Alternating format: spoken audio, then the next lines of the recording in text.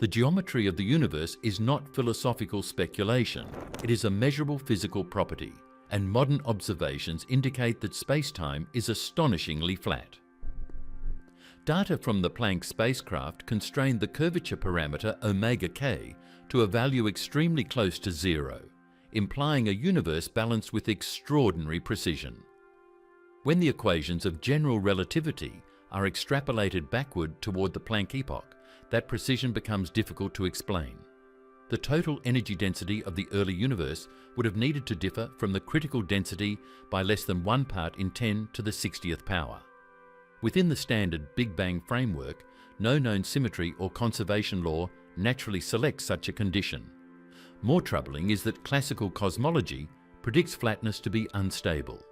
Even an infinitesimal deviation should grow over cosmic time, driving the universe either toward rapid collapse or curvature-dominated expansion. Yet for 13.8 billion years, the cosmos has remained improbably balanced on that boundary, suggesting that some deeper mechanism shaped its earliest state. The measurement that should have been impossible. The geometry of the universe is not a philosophical question. It is a measurable physical property, and for most of the 20th century, cosmologists assumed it would be one of three possibilities: positively curved like the surface of a sphere, negatively curved like a hyperbolic saddle, or flat, meaning Euclidean geometry holds at the largest accessible scales. Distinguishing between these options requires knowing the total energy density of the universe with extraordinary precision. And for decades, the instruments to do that did not exist. When the measurement finally arrived, what made it unsettling was not merely what it showed, but what it logically implies about the conditions that must have existed at the very beginning of time. In the standard cosmological framework, the geometry of the universe is directly tied to a single dimensionless ratio called the density parameter omega, defined as the actual energy density of the universe divided by the critical density. The critical density is the unique value at which the geometry of space is exactly Euclidean. Roughly 9.47 times 10 to the power of minus 27 kilograms per cubic meter today, equivalent to approximately 5 hydrogen atoms per cubic meter of otherwise empty space. If omega equals exactly 1, the geometry is flat. If it exceeds 1, the geometry is positively curved and the universe is finite in volume. If it falls below 1, the geometry is negatively curved and the universe is infinite but saddle-shaped. The critical density is determined by the Hubble constant, and it changes as the universe expands, but the question of which side of it the universe sits on is encoded in the Friedmann equations as a constant, the curvature parameter k, which is fixed for all time. The most powerful method for measuring omega uses the cosmic microwave background, the thermal radiation left over from the hot dense plasma of the early universe. The CMB was first detected by Arno Penzias and Robert Wilson in 1965 at the Holm-Delhorn antenna in New Jersey, a discovery for which they received the 1978 Nobel Prize in Physics. It fills the sky at a remarkably uniform temperature of 2.725 Kelvin, with fluctuations at the level of 1 part in 100,000 superimposed on that background. These fluctuations encode information about the state of the universe at the moment the primordial plasma became transparent to light, roughly 380,000 years after the Big Bang, an event called recombination. The physical scale of the largest coherent fluctuations, the sound horizon, is calculable from first principles and comes out to approximately 147 megaparsecs. The angular size that this feature subtends on the sky depends on the geometry of the space between us and the surface of last scattering. In a positively curved universe, the sound horizon appears larger than in a flat universe. In a negatively curved universe, it appears smaller. This makes the angular scale of the first acoustic peak in the CMB temperature power spectrum an exquisitely sensitive probe of spatial geometry. The first experiment to measure this peak at sufficient resolution was Boomerang, the balloon observations of millimetric extragalactic radiation and geophysics, which flew over Antarctica in late 1998 and early 1999, led by Andrew Lange at Caltech and Paolo De Bernardis at La Sapienza University in Rome. The instrument mapped approximately 1,900 square degrees of the southern sky at angular resolutions better than 1 degree. The first acoustic peak appeared at a multipole moment of approximately 200, corresponding to an angular scale of roughly 1 degree. This was consistent with a flat universe and inconsistent with a strongly curved one. The result was published in Nature in April 2000 and immediately drew widespread attention. The Maxima experiment, another balloon payload operating under Bachmann Sadoulette and Paul Richards at UC Berkeley, produced a consistent independent result in the same year. The Darcy interferometer at the South Pole detected the second acoustic peak in 2002, further constraining the geometry. Full-sky satellite measurements followed rapidly. The WMAP satellite, the Wilkinson Microwave Anisotropy Probe, launched in 2001 and operated for 9 years, mapped the full CMB sky at angular resolutions of approximately 0.2 degrees, and produced power spectrum measurements extending to multipole moments of roughly 1,000. Its curvature measurements were consistent with flatness at the few percent level. Then came Planck, launched in 2009 by the European Space Agency, which measured the CMB temperature and polarization with sensitivity and resolution far exceeding WMAP. Planck resolved the power spectrum beyond multipole moment 2500 and produced the most precise full-sky map of the early universe ever made. Its final 2018 analysis placed the curvature parameter omega k at 0.0007, with an uncertainty of plus or minus 0.0019. The total energy content of the universe, when all contributions are summed, is 5% ordinary baryonic matter, 27% dark matter, and 68% dark energy, adding to one with a precision that leaves essentially no room for measurable curvature. This is the measurement that should have been impossible, not technically, but physically. The flatness does not emerge naturally from the standard Big Bang equations without extraordinary initial conditions. Traced backward in time, the precision required at the Planck epoch is 1 part in 10 to the 60th. The standard model offers no mechanism to produce or explain that value. The measurement is confirmed and reproducible. The explanation is absent. What flatness actually means in a curved universe. The word flat applied to the universe is one of the most frequently misunderstood terms in all of science communication, and the misunderstanding is not trivial because it shapes whether the flatness problem is even recognized as a problem. Flatness does not mean the universe is shaped like a sheet or that it is two-dimensional. It does not mean there are no structures, no curvature of space-time around massive objects, and no relativistic distortion of light paths near galaxies and clusters. It means something precise and technical.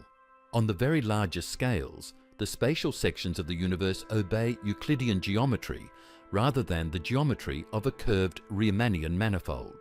In Euclidean three-dimensional space, the interior angles of a triangle sum to exactly 180 degrees. Parallel lines remain parallel over arbitrary distances.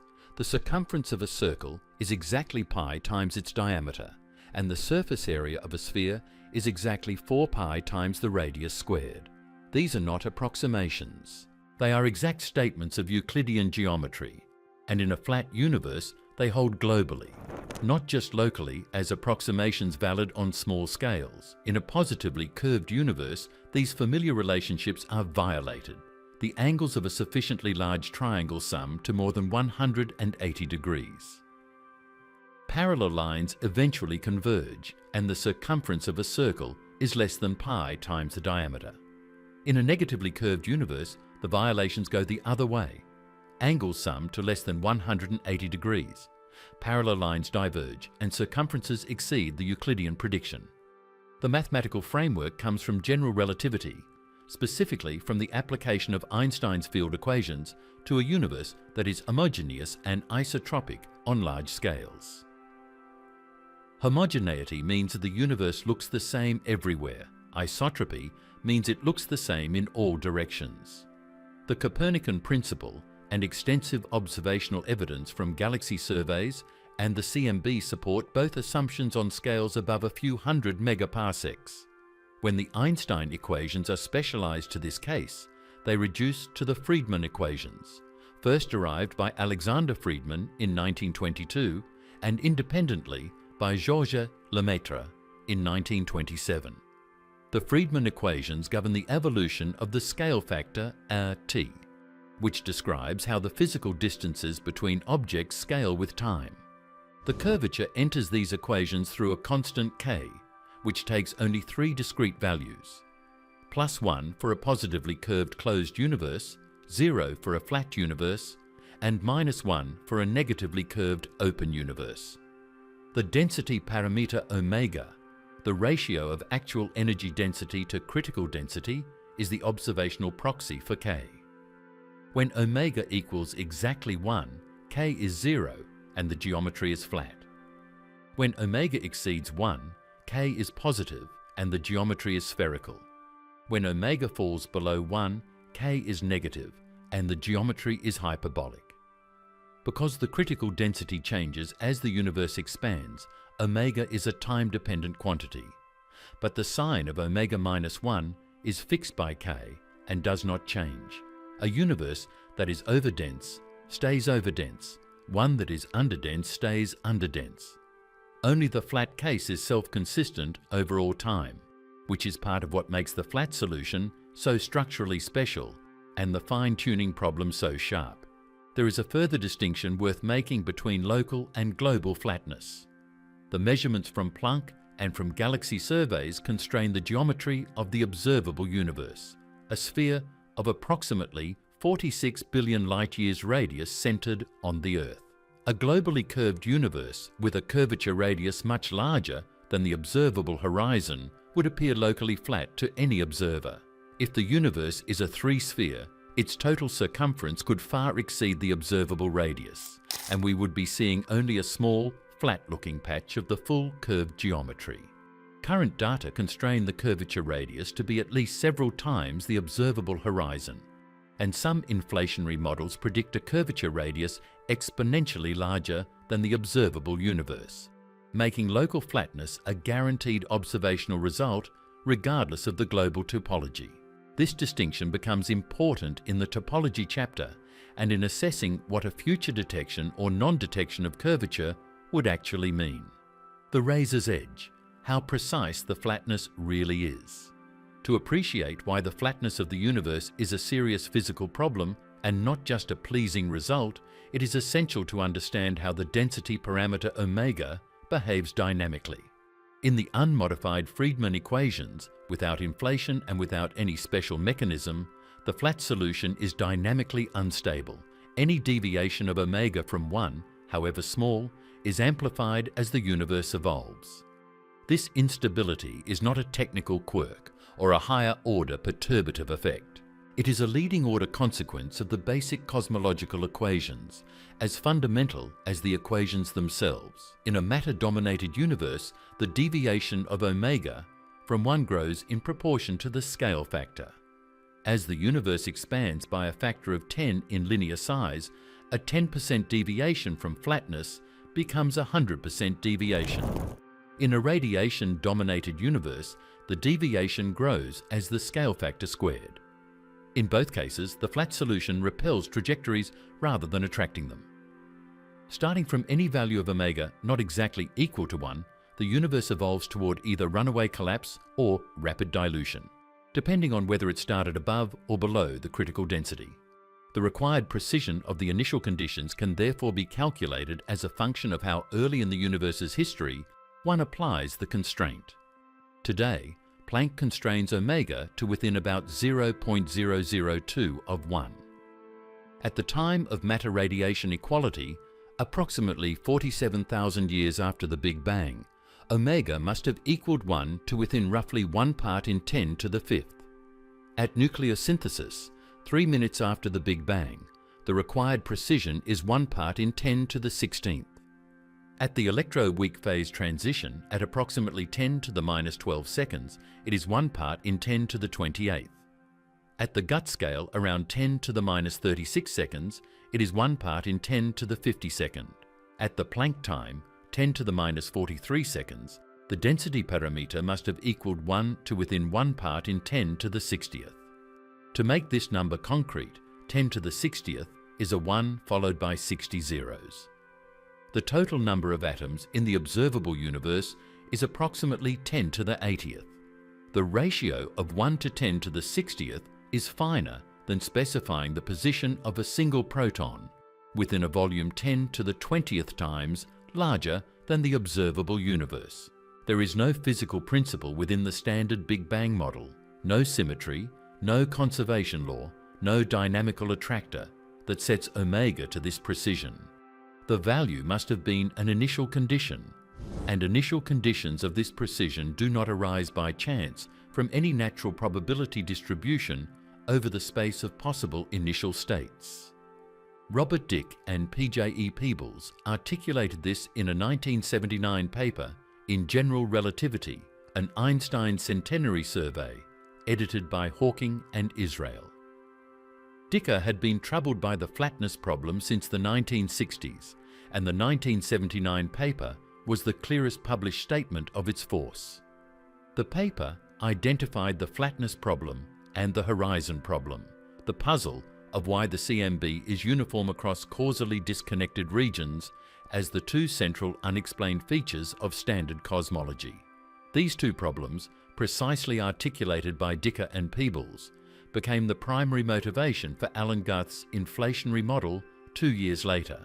It is worth being clear about what the Planck measurement adds.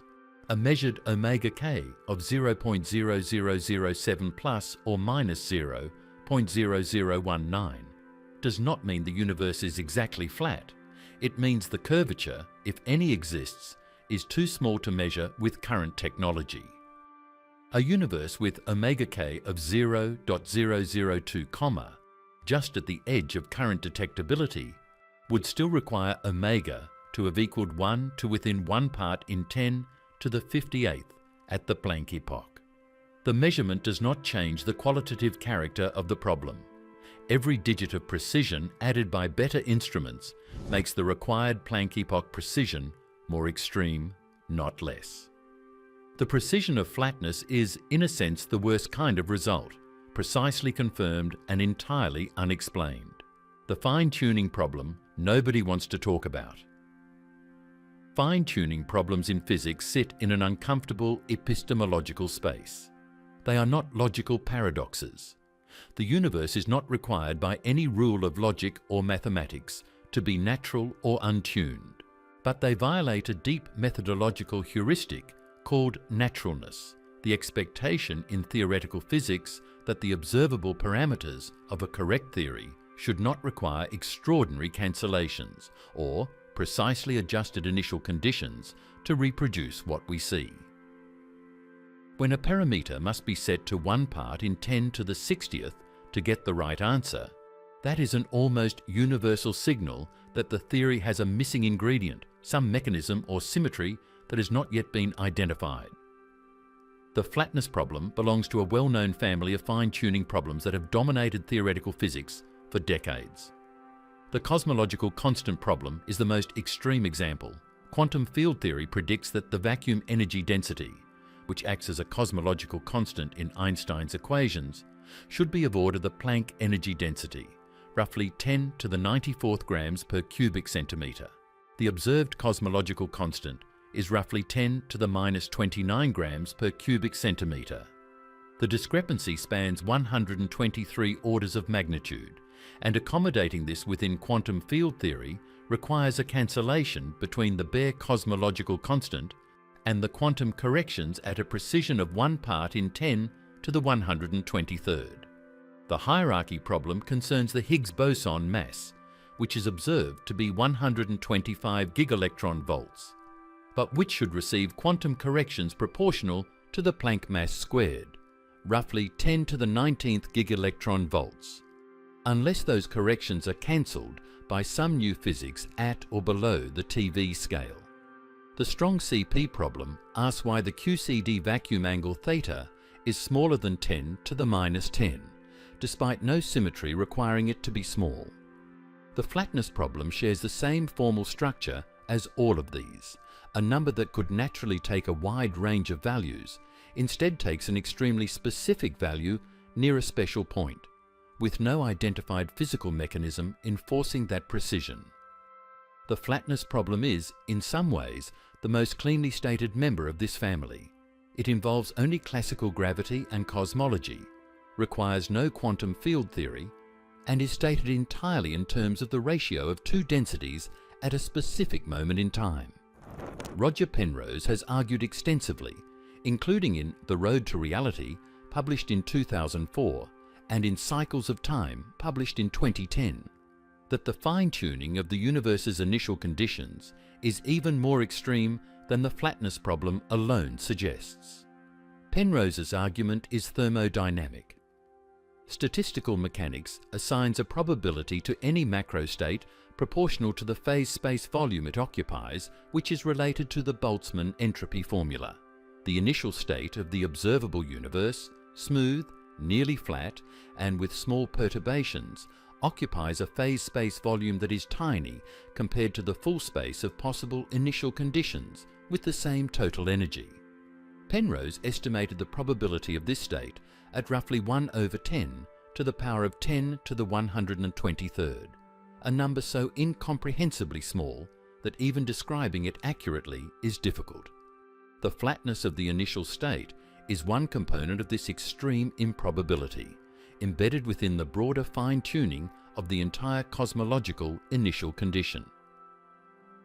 The discomfort around the flatness problem as an active unresolved issue stems partly from the way inflation has been absorbed into the standard model of cosmology. Inflation is presented correctly in a limited sense as solving the flatness problem. Given an inflationary epoch of at least 60 e-folds, any initial curvature is diluted to immeasurability. But inflation relocates the fine-tuning rather than eliminating it. The inflaton potential must itself be nearly flat in field space to permit slow-roll inflation. The coupling constants of the inflaton must take specific ranges of values. The initial conditions of the inflaton field must lie in a regime where inflation can begin. These requirements are real and non-trivial, and they constitute a set of fine-tuning conditions that are arguably no less demanding than the original flatness problem, just expressed in the language of scalar field theory rather than cosmological geometry. Inflation, the theory built to explain away the problem. Cosmic inflation was proposed by Alan Guth in 1980 and published in Physical Review D in January 1981 in a paper titled Inflationary Universe, a possible solution to the horizon and flatness problems. It is among the most influential theoretical papers in the history of cosmology and among the most consequential proposals in 20th century physics.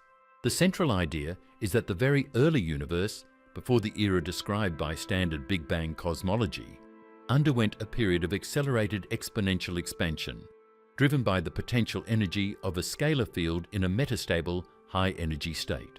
This brief episode of explosive growth, lasting on the order of 10 to the minus 32 seconds or less, resolves the flatness and horizon problems simultaneously, and in addition, predicts the near-scale invariant spectrum of primordial density fluctuations that seeds all subsequent structure formation. The mechanism by which inflation resolves the flatness problem is direct and elegant. The Friedmann equation contains a term for spatial curvature that goes as one divided by the scale factor squared. During inflation, the scale factor grows exponentially, multiplying by a factor of at least 10 to the 26th and potentially much more. As the scale factor grows by this enormous factor, the curvature term shrinks by at least 10 to the 52. Whatever spatial curvature existed before inflation is diluted to an immeasurably tiny value.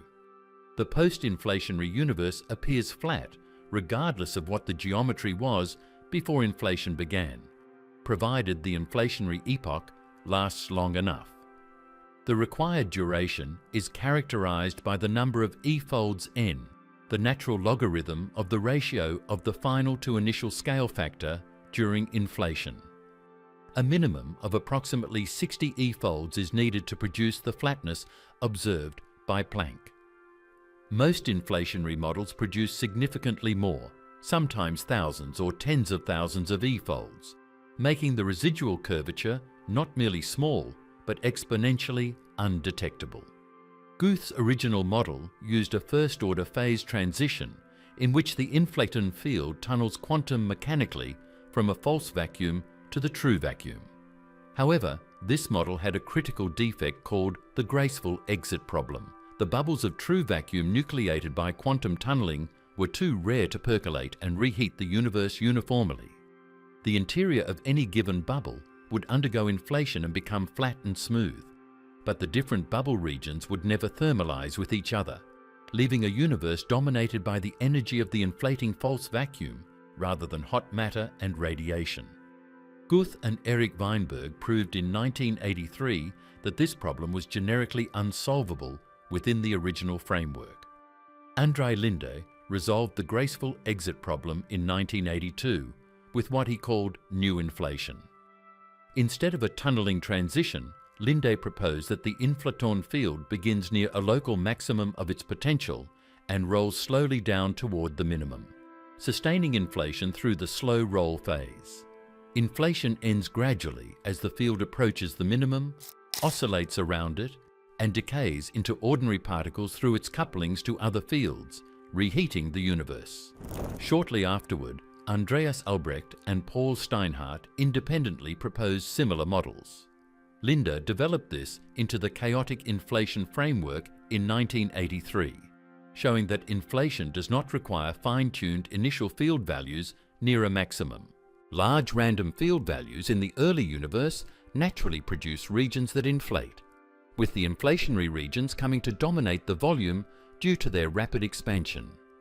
Inflation also makes specific observational predictions beyond flatness.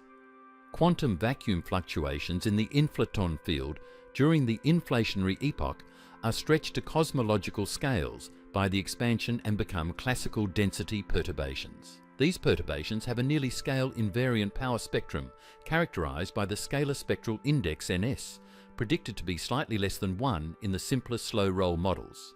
The Planck 2018 measurement gives Ns equal to 0.9649 plus or minus 0.0042, in excellent agreement.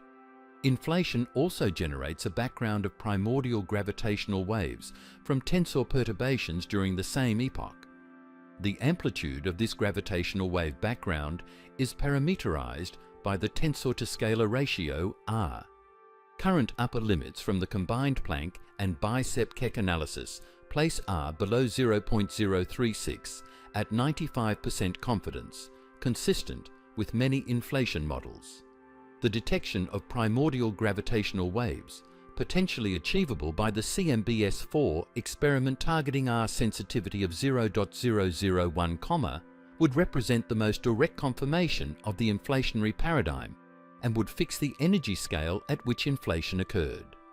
What drove inflation and why we still do not know. Inflation has achieved a degree of acceptance in cosmology that few theoretical frameworks reach. The overwhelming majority of practicing cosmologists believe something like inflation occurred in the early universe. But something like inflation conceals a spectrum of uncertainty so wide that the apparent consensus is, in important respects, illusory. The identity of the inflaton, the shape of its potential energy landscape, its couplings to standard model fields, the mechanism by which inflation ended, the temperature to which the universe was reheated, and the connection between inflation and the rest of fundamental physics are all unknown. These are not minor technical details awaiting future refinement. They are the core physics of the mechanism, and without them, inflation is a kinematic description of what must have happened rather than a dynamical explanation of why it did. The standard model of particle physics contains no scalar field that functions as an inflaton.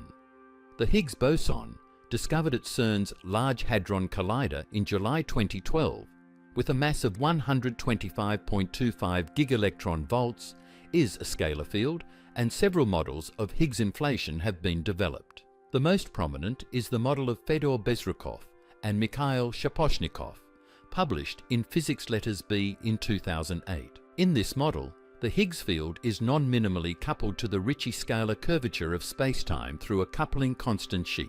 In the Einstein conformal frame, the effective Higgs potential at large field values asymptotes to a plateau, becoming flat enough for slow-roll inflation regardless of the quartic Higgs self-coupling.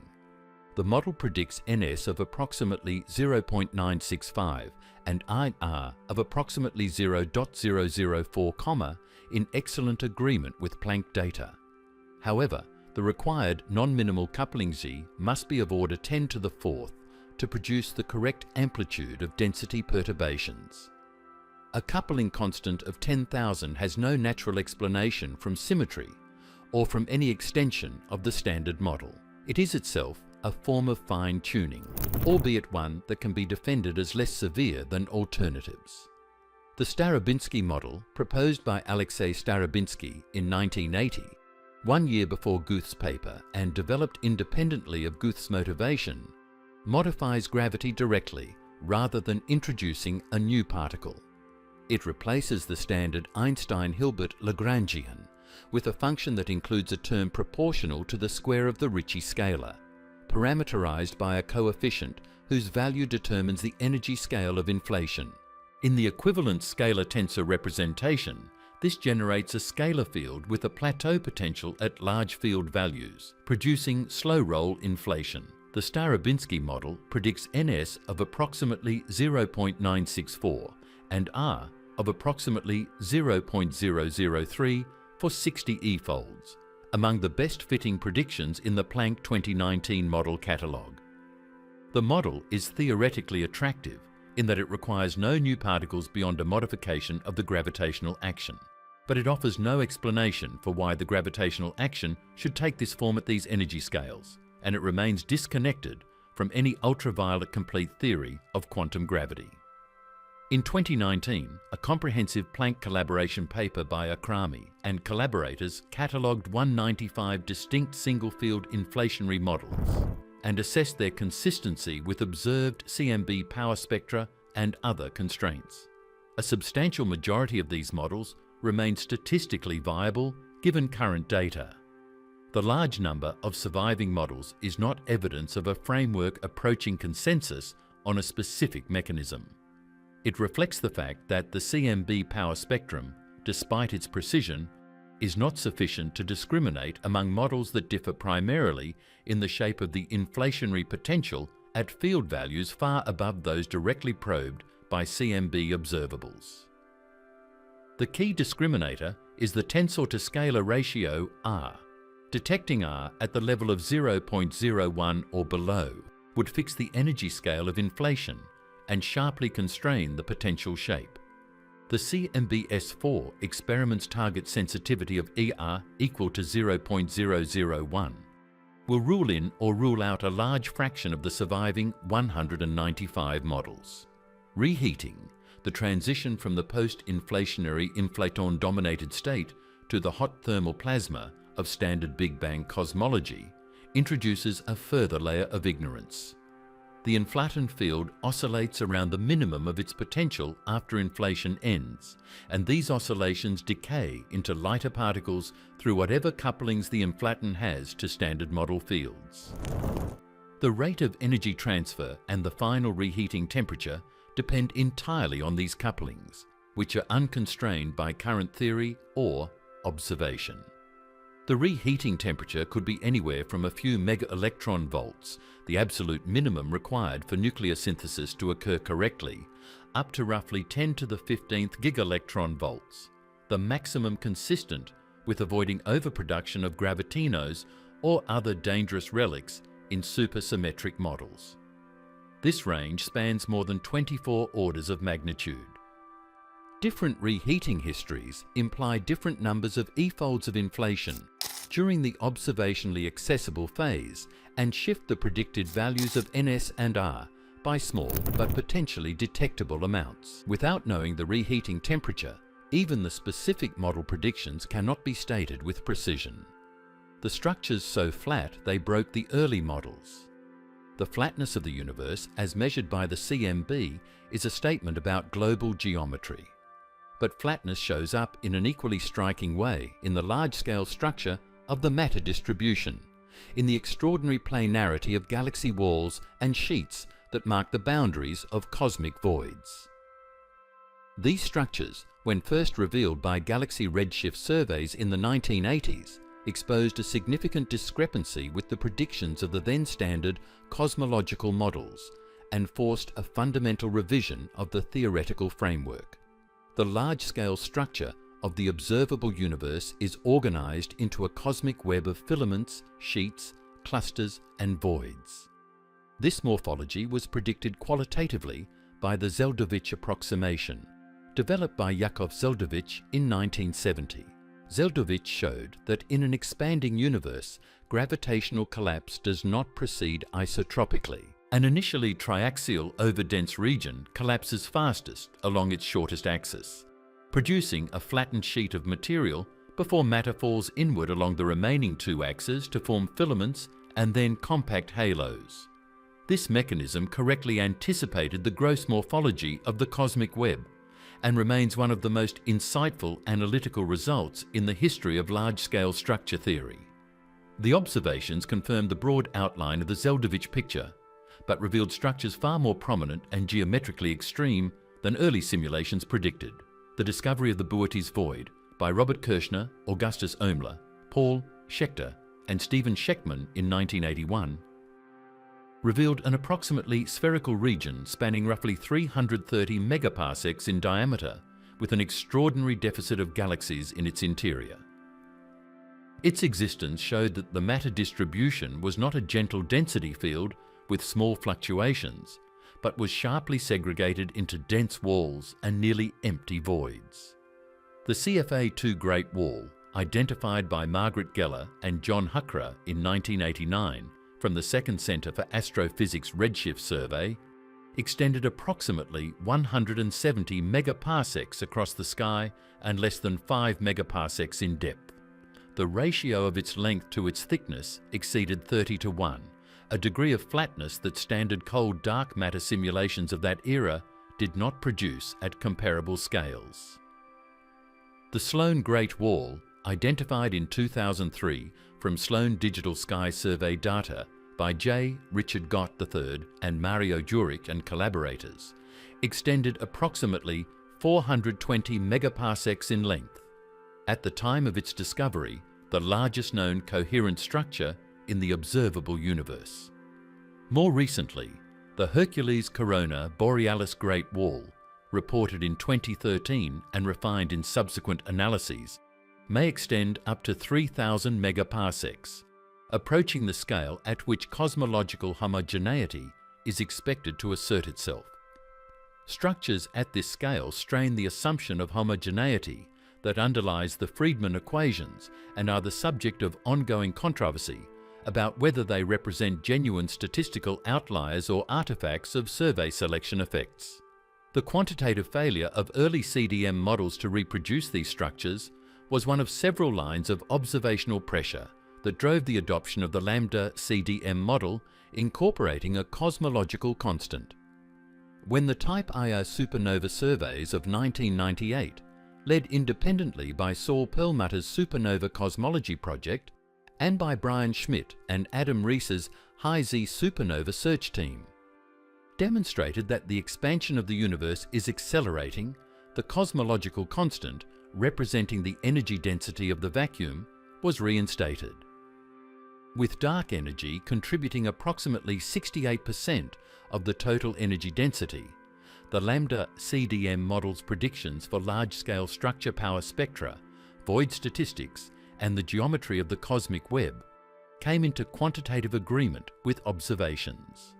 The dark energy component is also, crucially, the reason that the total omega equals 1 today. Without it, the sum of matter and dark matter yields omega of approximately 0.32, inconsistent with CMB flatness measurements. This connection between the cosmic web structure, the flatness of the universe, and the existence of dark energy makes all three problems deeply entangled with each other. The geometry that rules everything you will ever see. Flatness is not a cosmological detail confined to abstract geometry. It is the architectural condition on which every physical process that has produced a photon, a nucleus, a planet, or an observer depends. The geometry of space governs the expansion history of the universe, the growth of structure, the angular scales of the CMB, the distances to supernovae, the lensing of light by galaxies, and ultimately the conditions under which stars, elements, and life arose. The flatness of the universe is not a backdrop to physical events. It is a constraint that shapes every one of them. The expansion history is determined by the Friedmann equations, and the curvature term changes that history in ways that are measurable across a wide range of scales and epochs. In a flat, matter-dominated universe, the scale factor grows as t to the 2/3 power, and the age of the universe is 2/3 the Hubble time, giving approximately 9.2 billion years for the Planck value of the Hubble constant before dark energy is included. Adding the observed dark energy density modifies this to the measured age of 13.797 plus or minus 0.023 billion years. In a positively curved universe, the expansion decelerates faster and the age is shorter for the same Hubble constant. In a negatively curved one, the age is longer. The age of the universe, as inferred from the oldest globular clusters, approximately 12 to 13 billion years from stellar evolution models, is consistent with the lambda CDM flat cosmology. A significantly curved universe would produce an age inconsistent with these independent constraints. The angular diameter distance, the relationship between a source's physical size and its observed angular extent, is one of the most fundamentally geometry-dependent quantities in observational cosmology. In flat spacetime, this distance is simply the comoving distance divided by 1 plus the redshift. In curved spacetime, it is modified by trigonometric functions of the curvature. The angular diameter distance determines where standard rulers and standard candles appear on the sky and how bright they are. The entire supernovae cosmology program, which first revealed dark energy in 1998 and which continues to produce increasingly precise measurements of the cosmic expansion history, depends on computing angular diameter distances with the correct geometry. The Baryon Acoustic Oscillation Standard Ruler, which uses the 147 megaparsec sound horizon as a known scale at any redshift, gives constraints on the expansion history that are consistent with flat geometry from redshift 0.1 to redshift 2.4 in the BOSS and eBOSS galaxy surveys. The consistency of these results across a broad range of redshifts is one of the most powerful demonstrations that the flat lambda CDM model is not merely a local approximation, but correctly describes the geometry of the universe throughout its observable history.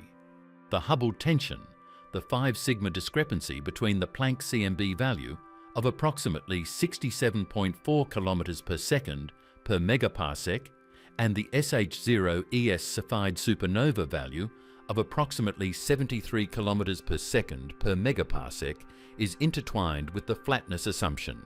Most proposed resolutions of the Hubble tension, including early dark energy models, modifications to the number of relativistic species, and interacting dark sector models, must simultaneously maintain consistency with the curvature constraints.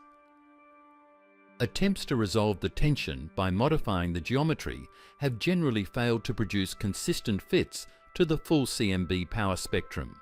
The tension remains unresolved as of 2025, and its resolution may require new physics that is currently unknown. Gravitational lensing provides an independent geometric probe. The weak lensing of distant galaxies by foreground mass concentrations distorts the apparent shapes of background sources in a coherent pattern that depends on the angular diameter distances between observer, lens, and source. These distances are geometrically determined, so weak lensing surveys are sensitive to spatial curvature. The KIDS, Kilo Degree Survey, the Dark Energy Survey, and the Hyper-Suprime CAM Survey have all produced weak lensing measurements consistent with flat geometry. The Euclid mission, launched in July 2023, will map weak lensing across 2 billion galaxies over 15,000 square degrees of sky, and is expected to constrain the curvature parameter to better than 1 part in 1,000. The Vera-C, Rubin Observatory's legacy survey of space and time, targeting first light in 2025, will add independent constraints of comparable precision. Why a curved universe would have killed everything. The flatness of the universe is not merely a geometric coincidence, it is a precondition for the existence of any physical complexity. The condition under which stars can burn long enough to forge heavy elements, under which planets can remain stable for billions of years, and under which the kinds of processes that produce observers of any kind are possible at all. A universe departing from flatness in either direction by amounts that seem small as fractions of omega would be a universe in which none of these things could occur. The calculations are specific and unambiguous. In a positively curved universe with omega greater than 1, the total energy density exceeds the critical density, and the universe eventually recollapses in a big crunch. The recollapse timescale is determined by the degree of overclosure. In the Friedmann framework for a matter-dominated closed universe, the total lifetime from Big Bang to Big Crunch scales as omega minus 1 raised to the power of -3/2, expressed in units of the Hubble time. For omega equal to 2 today, the total lifetime of the universe would be comparable to its current age, roughly 10 to 15 billion years, sufficient in principle for stars and planets to form. For omega equal to 10, the lifetime shrinks to roughly 1 billion years, comparable to the time required for the Sun to reach the main sequence, but far too short for the development of complex chemistry and geological stability. For omega equal to 100, the universe recollapses in under 100 million years, before the first generation of massive stars has even completed their nuclear burning cycles and dispersed the heavy elements needed for solid planet formation into the interstellar medium. The constraint becomes incomparably more severe when translated into requirements at early cosmic epochs. If omega departs from 1 by more than approximately 1 part in 10 to the 16th at the epoch of nuclear synthesis, 3 minutes after the Big Bang, the resulting expansion history is incompatible with the universe surviving to the present day with the observed properties.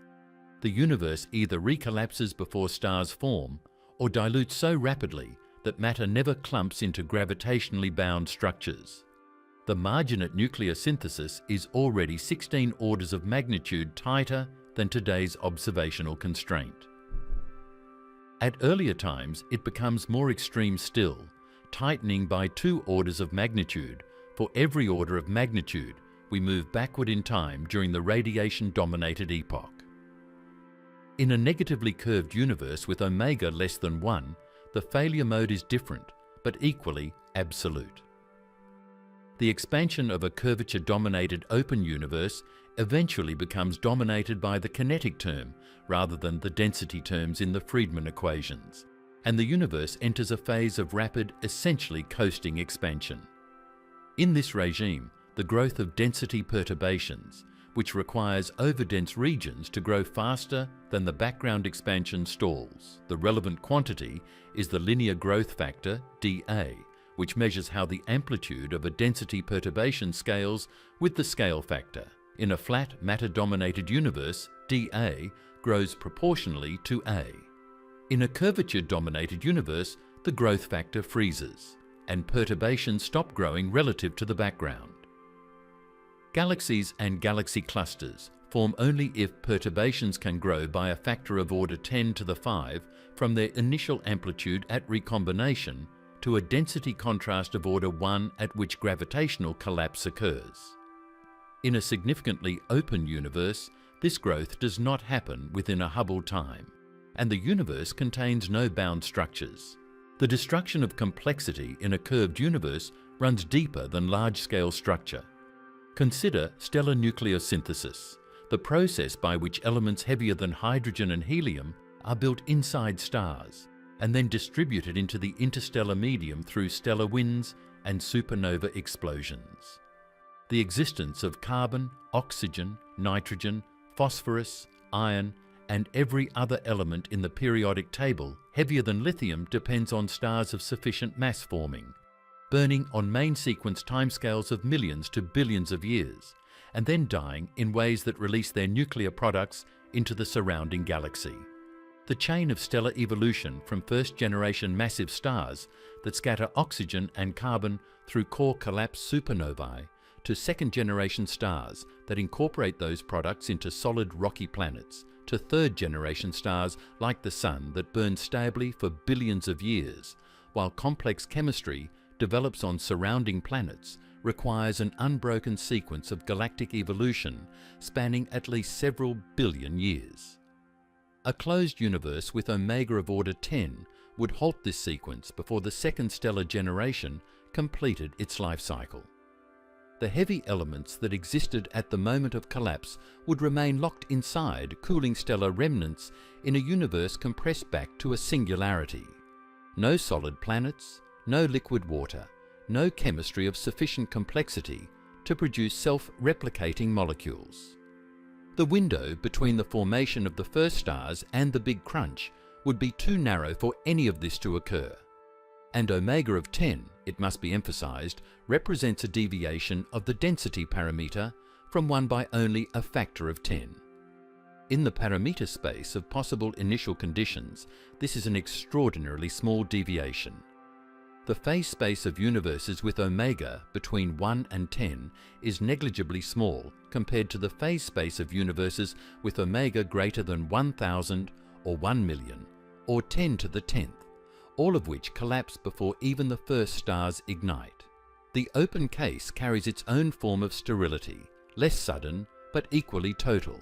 Fred Hoyle and William Fowler's foundational work on stellar nucleosynthesis in the 1950s, formalized in the landmark 1957 paper by Burbidge, Fowler, and Hoyle, established that the nuclear burning in stellar cores proceeds through a sequence of reactions that are sensitive to the local density and temperature.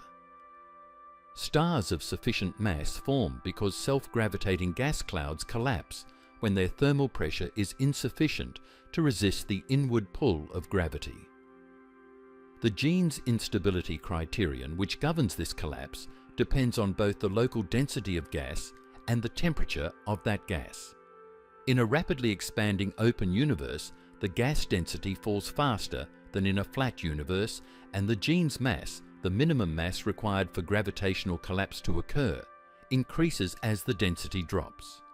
In a universe with omega substantially less than 1 that began coasting at early times, the gas density at the epoch of galaxy formation would be low enough that the Jeans mass exceeds the mass of an individual galaxy. Gas clouds would be too warm and too diffuse to fragment into stars. The universe would coast outward, filled with unstructured hydrogen and helium cooling without ever producing the density concentrations needed for nuclear ignition. Brandon Carter introduced the formal framework for this line of reasoning in 1974 at the Krakow Cosmology Symposium. In the paper that coined the anthropic principle, Carter noted that the fact of our existence as observers constrains what cosmological parameters we are allowed to observe. We can only observe a universe in which the geometry permits observers to exist. This is a valid but incomplete point. The observed flatness of the universe is not merely consistent with the existence of observers. It is far more precise than the existence of observers requires. A universe with omega equal to 1.01 or 0.99 at recombination would produce observers, yet would have measurable curvature in Planck's data that is not observed. The question is not why we live in a universe with enough flatness for observers, but why we live in a universe that is so much flatter than the minimum that observers require. There is a concrete way to see the force of this distinction. The anthropic principle permits omega to take any value within a range that allows complexity. Rough calculations of that range give an allowed omega between approximately 0.1 and 10 at the time of recombination. The observed value, constrained by Planck to within 0.2% of 1, is not merely within the anthropic window. It is at the geometric center of that window, and at a precision 100 times tighter than any anthropic argument demands. If the geometry of the universe were selected randomly from within the anthropically permitted range, the probability of landing this close to flatness by chance is less than 1 in 500. The anthropic filter removes universes that cannot produce observers. It does not explain why the universe we observe is so far inside the boundaries of what the filter permits. The multiverse explanation, and why it is not an escape. The multiverse has become the dominant framework through which cosmologists and physicists invoke to address fine-tuning problems, including the flatness of the universe. The argument has a simple logical structure. If our universe is one of an enormous or infinite collection of universes, each with different values of physical parameters, including spatial curvature, then the observation that we find ourselves in a flat universe is trivially explained by selection. We could not find ourselves in a universe so curved that observers cannot exist. The observed flatness does not require a deeper physical explanation. It is a consequence of where observers can find themselves within the ensemble. The most developed physical realization of this multiverse argument in cosmology is eternal inflation, whose foundations were laid by André Linde in 1983, with his development of chaotic inflation, and developed into a full eternal inflation framework by Linde, Alan Guth, and Alex Vilenkin through the 1980s and 1990s. In eternal inflation, the inflationary epoch does not end everywhere simultaneously.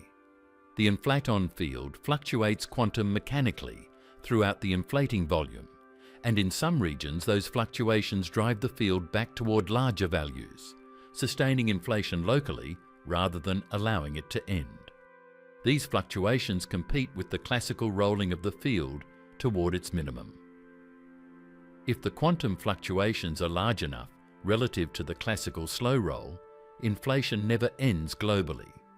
The inflating region always produces more inflating volume faster than any sub-region decays to the non-inflating state. The result is an infinite, ever-growing inflating background within which localized regions, called pocket universes or bubble universes, continuously nucleate as the inflaton decays to lower energy states. Each bubble universe in this picture undergoes its own local inflationary episode and then evolves into a post-inflationary cosmos. Different bubbles may nucleate with different values of the effective cosmological constant, different particle masses, different coupling constants, and different spatial curvature, depending on how the inflaton potential landscape is structured. In the string theory landscape picture, advocated most prominently by Leonard Susskind, the string vacuum moduli space contains of order 10 to the 500 metastable vacua with different low-energy physics. Eternal inflation populates this landscape over cosmological time, with different bubble universes realizing different vacua. The flatness of our particular bubble is not a special initial condition. It is an expected consequence of the inflationary dynamics within any bubble that lasts long enough to produce observers. The fundamental difficulty is that eternal inflation does not produce a probability distribution over bubble properties from first principles. To assign probabilities to different outcomes in the multiverse, one must define a measure, a prescription for how to weight different regions of the infinite multiverse when computing the relative frequencies of different observations. This is the measure problem, and despite decades of effort by some of the most capable mathematical physicists working on cosmology, it remains genuinely unsolved. The proper time measure, proposed by André Linde and Arthur Meslumian in 1993, gives predictions dominated by the youngest possible observers, and leads to counterintuitive results that most practitioners regard as unphysical. The scale factor measure, developed by Ben Freevogel and Leonard Susskind and others, avoids some problems but introduces others. The causal patch measure proposed by Raphael Busseau defines probabilities using the causal structure of de Sitter space, but produces predictions for the cosmological constant and for flatness that differ depending on technical choices in its implementation. The measure problem is not a gap in an otherwise well-defined theory awaiting technical resolution. It is a conceptual obstacle that goes to the heart of what it means to make probabilistic predictions from a theory with infinitely many outcomes. In a multiverse with infinitely many pocket universes, every possible observation occurs infinitely many times. To say that one observation is more probable than another requires comparing two infinities, which is undefined without a regularization prescription. Different regularizations, all mathematically legitimate, produce different predictions. The theory as currently formulated is therefore not predictive in the standard scientific sense. It cannot, without additional assumptions that are themselves unjustified, tell us what we should expect to observe. A framework that cannot make definite predictions cannot be confirmed or falsified. Paul Steinhardt, who was himself one of the inventors of the new inflation scenario that initiated the modern inflationary paradigm, has become one of the most persistent and technically sophisticated critics of eternal inflation as a physical framework. In a 2011 paper in Scientific American co-authored with Anna Egas and Abraham Loeb, and in several subsequent technical papers, Steinhardt argued that the most natural inflationary models, those consistent with Planck data, generically lead to eternal inflation, and that within eternal inflation, the predictions of those models for observable quantities like NS and R are dominated by the contribution of the minimum inflation E-fold bubbles, which produce a measurably curved universe and different spectral indices than what Planck observes. In other words, our universe is not typical within eternal inflation, even among observer-containing bubbles. The prior probability of our specific observations is actually lower in the eternal inflation context than outside it, under the most natural measure prescriptions. Steinhardt has since advocated for the cyclic cosmology model, co-developed with Neil Turok at the Perimeter Institute, as an alternative that generates flatness through a different mechanism. In the cyclic model, the universe undergoes repeated cycles of expansion and contraction. Each cycle begins with a bang produced by the collision of two higher dimensional membrane structures called branes, proceeds through an expansion and cooling phase similar to standard Big Bang cosmology, and ends with a slow contraction that compresses the universe back toward a near singular state before the next collision. The crucial feature for flatness is that the contraction phase is smooth and isotropic. Any initial curvature present at the start of a cycle is diluted during contraction as the universe smooths itself before the next bang. The flatness of our universe in this picture requires not a single extraordinary initial condition at the Planck epoch, but a series of cycles, each making the next more flat, in a mechanism that could in principle produce arbitrary precision over many cycles without fine-tuning any individual one. The cyclic model makes predictions distinguishable in principle from inflation. In standard inflation, the primordial gravitational wave background should have a specific amplitude determined by the energy scale of inflation. In the cyclic model, the tensor to scalar ratio R is predicted to be essentially zero, far below the detection threshold of any currently planned experiment. The CMBS4 experiment targeting R of 0.001 would not be able to distinguish between 0 and a very small positive value at that sensitivity. A future experiment detecting ER below 0.001 would not falsify the cyclic model. A detection of R above roughly 0.01 would strongly favour inflation over the cyclic alternative. The multiverse does not dissolve the fine-tuning problem, it defers it. Explaining why our universe is flat through appeal to a multiverse requires explaining why the multiverse contains regions with enough inflationary E-folds to produce flat universes containing observers, which requires the inflationary potential to have appropriate properties, which requires its own explanation. Each level of the argument replaces one unexplained precision with another. And since the multiverse is not directly observable, no empirical test can validate or falsify the argument at any level. This does not mean the multiverse is wrong. It means it does not currently constitute a scientific explanation of flatness in the sense of a testable, falsifiable physical mechanism. There is a further logical point that the multiverse discussion consistently obscures. Even granting the existence of an infinite multiverse with all possible curvatures realized, explaining the observed flatness requires that the measure over that multiverse weights nearly flat universes heavily enough that we should expect to find ourselves in one. Establishing that weighting requires solving the measure problem, which is unsolved. The multiverse argument therefore contains a hidden premise that flat universes are more probable within the multiverse than curved ones, which is precisely the claim that requires justification and which the theory cannot currently provide. The appearance that the multiverse dissolves the fine-tuning problem is an illusion produced by ignoring the measure problem. When the measure problem is confronted directly, the fine-tuning reappears inside the multiverse structure rather than disappearing from the theory. This is where the flatness problem stands as of 2025, measured to within a fraction of a percent, required to 1 part in 10 to the 60th at the Planck epoch, addressed by inflation in a kinematic sense without a confirmed dynamical mechanism, redirected rather than resolved by the multiverse.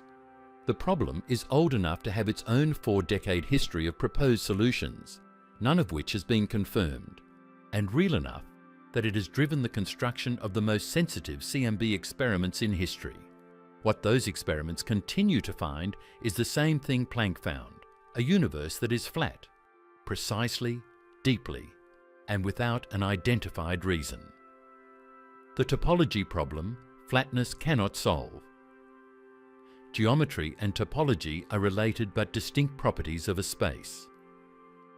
Geometry describes how distances are measured, how angles sum, and how volumes scale with radius. Topology describes the global connectivity of the space, whether it is simply connected like an infinite plane, or has handles, or wraps around on itself like a torus. The same geometry can be compatible with many different topologies. A flat Euclidean geometry is consistent with an infinite 3-dimensional space, extending without limit in every direction.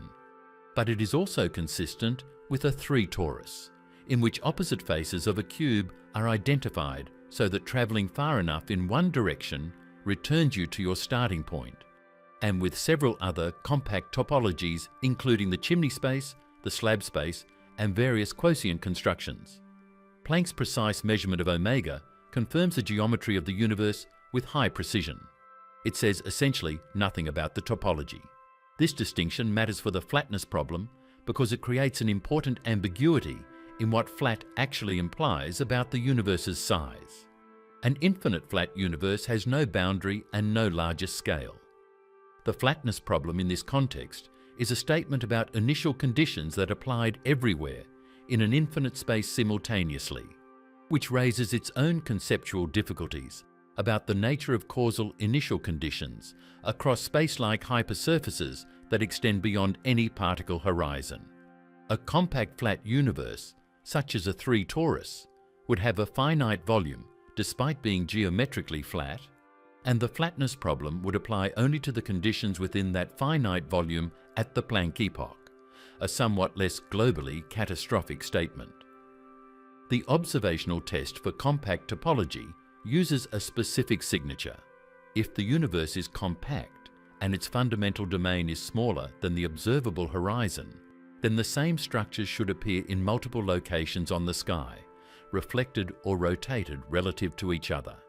The CMB would show matched circles, pairs of circles on the temperature map, with identical temperature fluctuation patterns produced by the same last scattering surface region being seen from 2 different directions through the periodic identifications of the topology.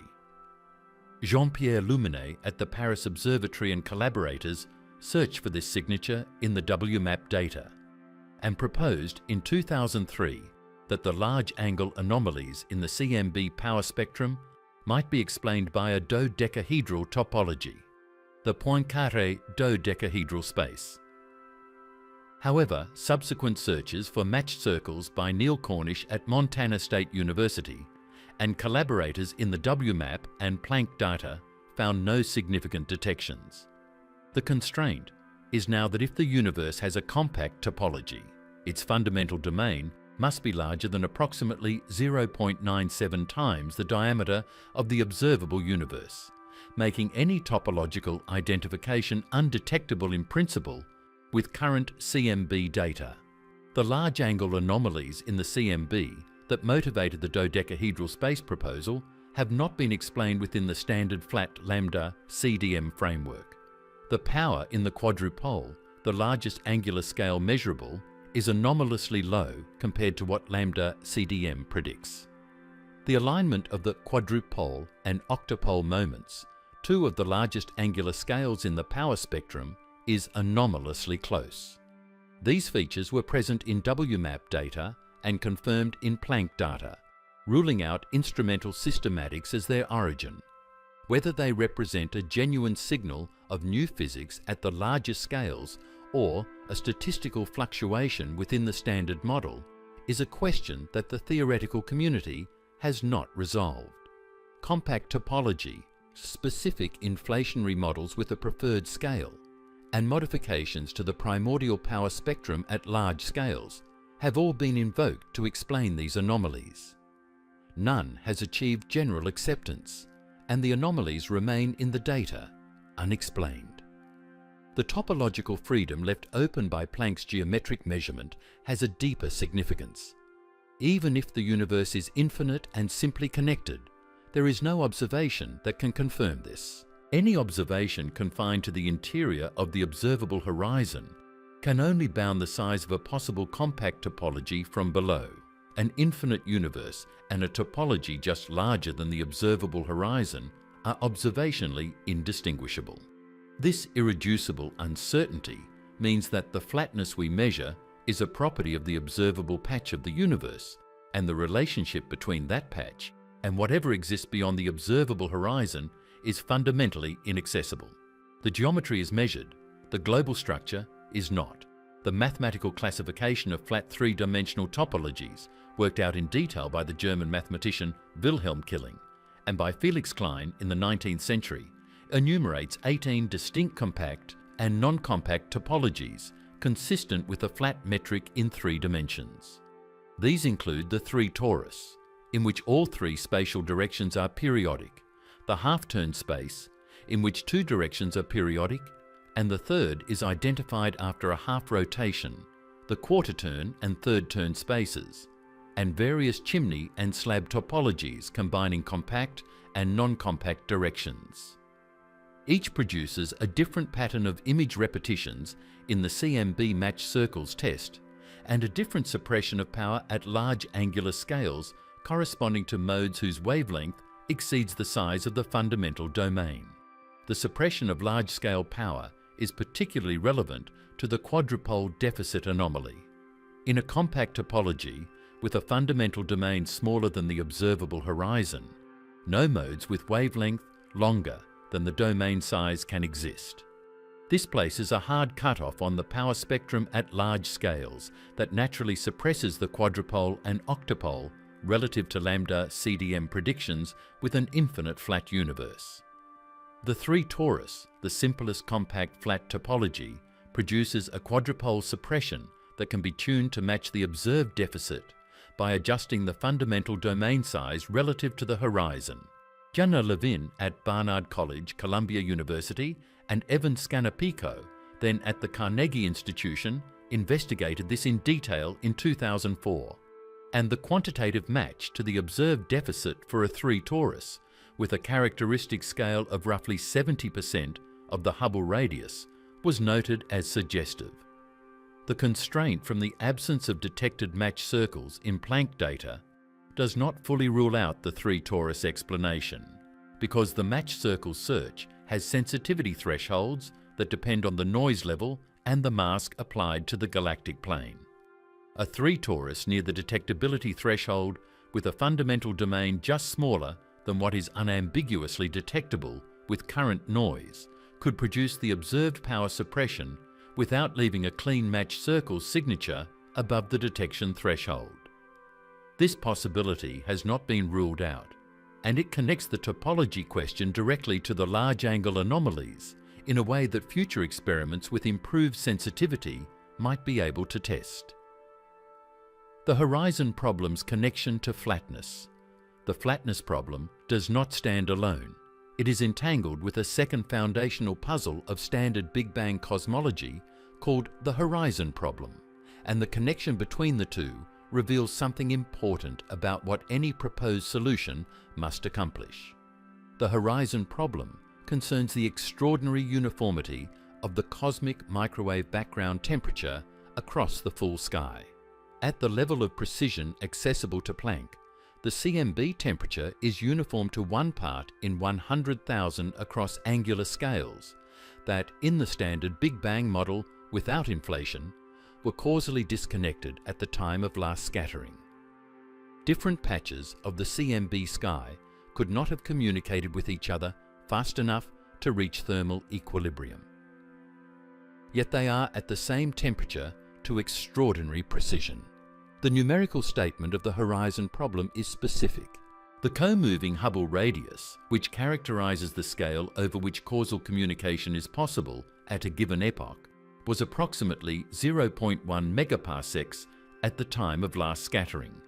The CMB sky covers a surface at last scattering with a comoving radius of approximately 14,000 megaparsecs.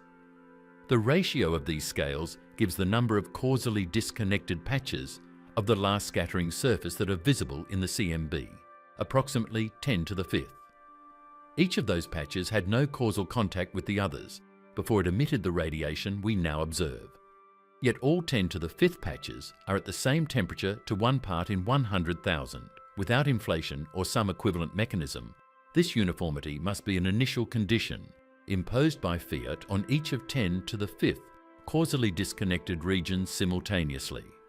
The flatness problem and the horizon problem are not logically identical, but they share a common mathematical structure.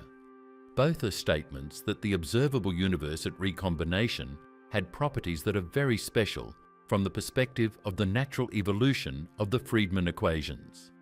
Flatness is a special value of the curvature. Thermal uniformity is a special state of the radiation field, and both require this specialness to hold simultaneously across a region far larger than the causal horizon at early times. Any physical mechanism that resolves one of these problems by extending the causal horizon at early times, making more of the universe causally connected before recombination, will simultaneously address the other. This is precisely what inflation does. It extends the comoving Hubble radius exponentially during the inflationary epoch, so that the entire observable universe originates from a region that was causally connected before inflation stretched it to its current scale. Flatness and uniformity are both diluted together. This structural parallelism is not an accident. It reflects the fact that both problems are really the same problem expressed in different observables. The universe at early times was in an extraordinarily special state, more organized than the natural evolution of the Friedmann equations would predict from generic initial conditions. The two problems together put the same constraint on any proposed solution. It must either justify or dynamically produce an early universe that is simultaneously very flat and very uniform, across a region that was causally connected before the relevant observable epoch. Inflation accomplishes this by making the pre-inflationary universe arbitrarily small compared to the post-inflationary one. Whatever the state of the pre-inflationary universe, it was confined to a region small enough to be causally connected, and inflation then expanded it to produce the observable universe. Any alternative solution must accomplish the same thing by some other means. The connection between the two problems also constrains the cyclic cosmology alternative. In the cyclic model, the universe is smooth before each new bang because the contraction phase is smooth. The smoothing mechanism must operate across the entire domain that becomes the observable universe in the next cycle, which requires causal contact across that domain during the contraction phase. Steinhardt and Turok have argued that the equation of state during the contraction phase in the cyclic model allows the co-moving Hubble radius to grow in a way that brings the relevant region into causal contact before the next bang, analogously to inflation. Whether this mechanism is fully consistent with the required perturbation spectrum and with the behaviour of the contracting phase near the singular bounce has been disputed in the technical literature, and the arguments have been exchanged at conference proceedings and in Physical Review D papers through the 2000s and 2010 SS without reaching consensus. The resolution of both problems by inflation rests on a specific relationship between the comoving Hubble radius during inflation and the comoving scales accessible to observation today. During inflation, the comoving Hubble radius shrinks. It is equal to the speed of light divided by the Hubble parameter during inflation, which is nearly constant, while the scale factor grows exponentially. The shrinking comoving Hubble radius means that physical wavelengths that are shorter than the Hubble radius at the start of inflation are stretched one by one to scales larger than the Hubble radius as inflation proceeds. Each mode, once it exits the Hubble radius, freezes in amplitude and becomes a classical perturbation. After inflation ends and the universe transitions to matter and radiation domination, the co-moving Hubble radius grows again, and modes re-enter the Hubble radius from the outside, with the amplitude they were frozen at during inflation. The largest observable scales, those corresponding to the current Hubble radius, were the first to exit the Hubble radius during inflation and the last to re-enter.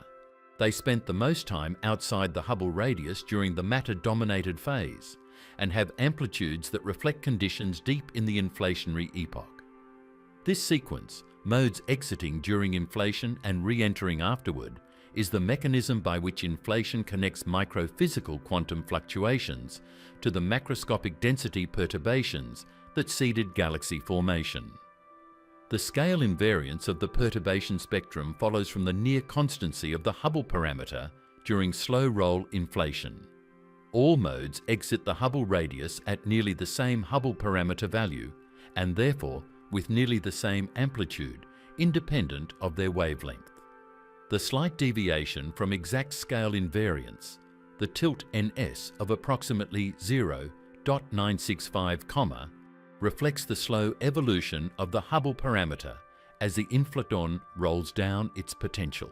The fact that this tilt is predicted to be slightly less than 1 and measured to be 0.9649 plus or minus 0.0042 is one of the most precise quantitative confirmations of the inflationary paradigm available from current data. For the flatness problem specifically, the critical E-fold count of approximately 60 needed to dilute any initial curvature to below Planck's detection threshold corresponds to the number of E-folds required for the mode currently crossing the Hubble radius to have been sub-Hubble at the start of inflation. This number, 60, is derived from the known physics of reheating and matter radiation equality, and it sets a minimum requirement on the inflationary epoch. Models that predict exactly 60 E-folds would produce a universe with curvature just at the current detection threshold. Models predicting significantly more E-folds produce curvature exponentially below any achievable sensitivity. The fact that current experiments measure no curvature above 0.002 is consistent with any model producing more than approximately 62 E-folds, which includes essentially all currently viable inflationary models.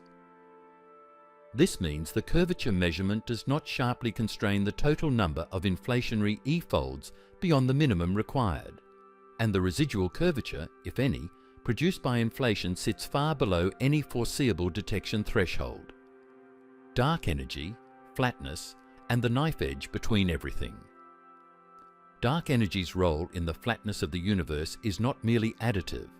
It is the component whose existence is required to make the observed geometry consistent with the observed matter density and the precision with which the dark energy density must be tuned is connected to both the flatness problem and to one of the deepest unsolved problems in theoretical physics.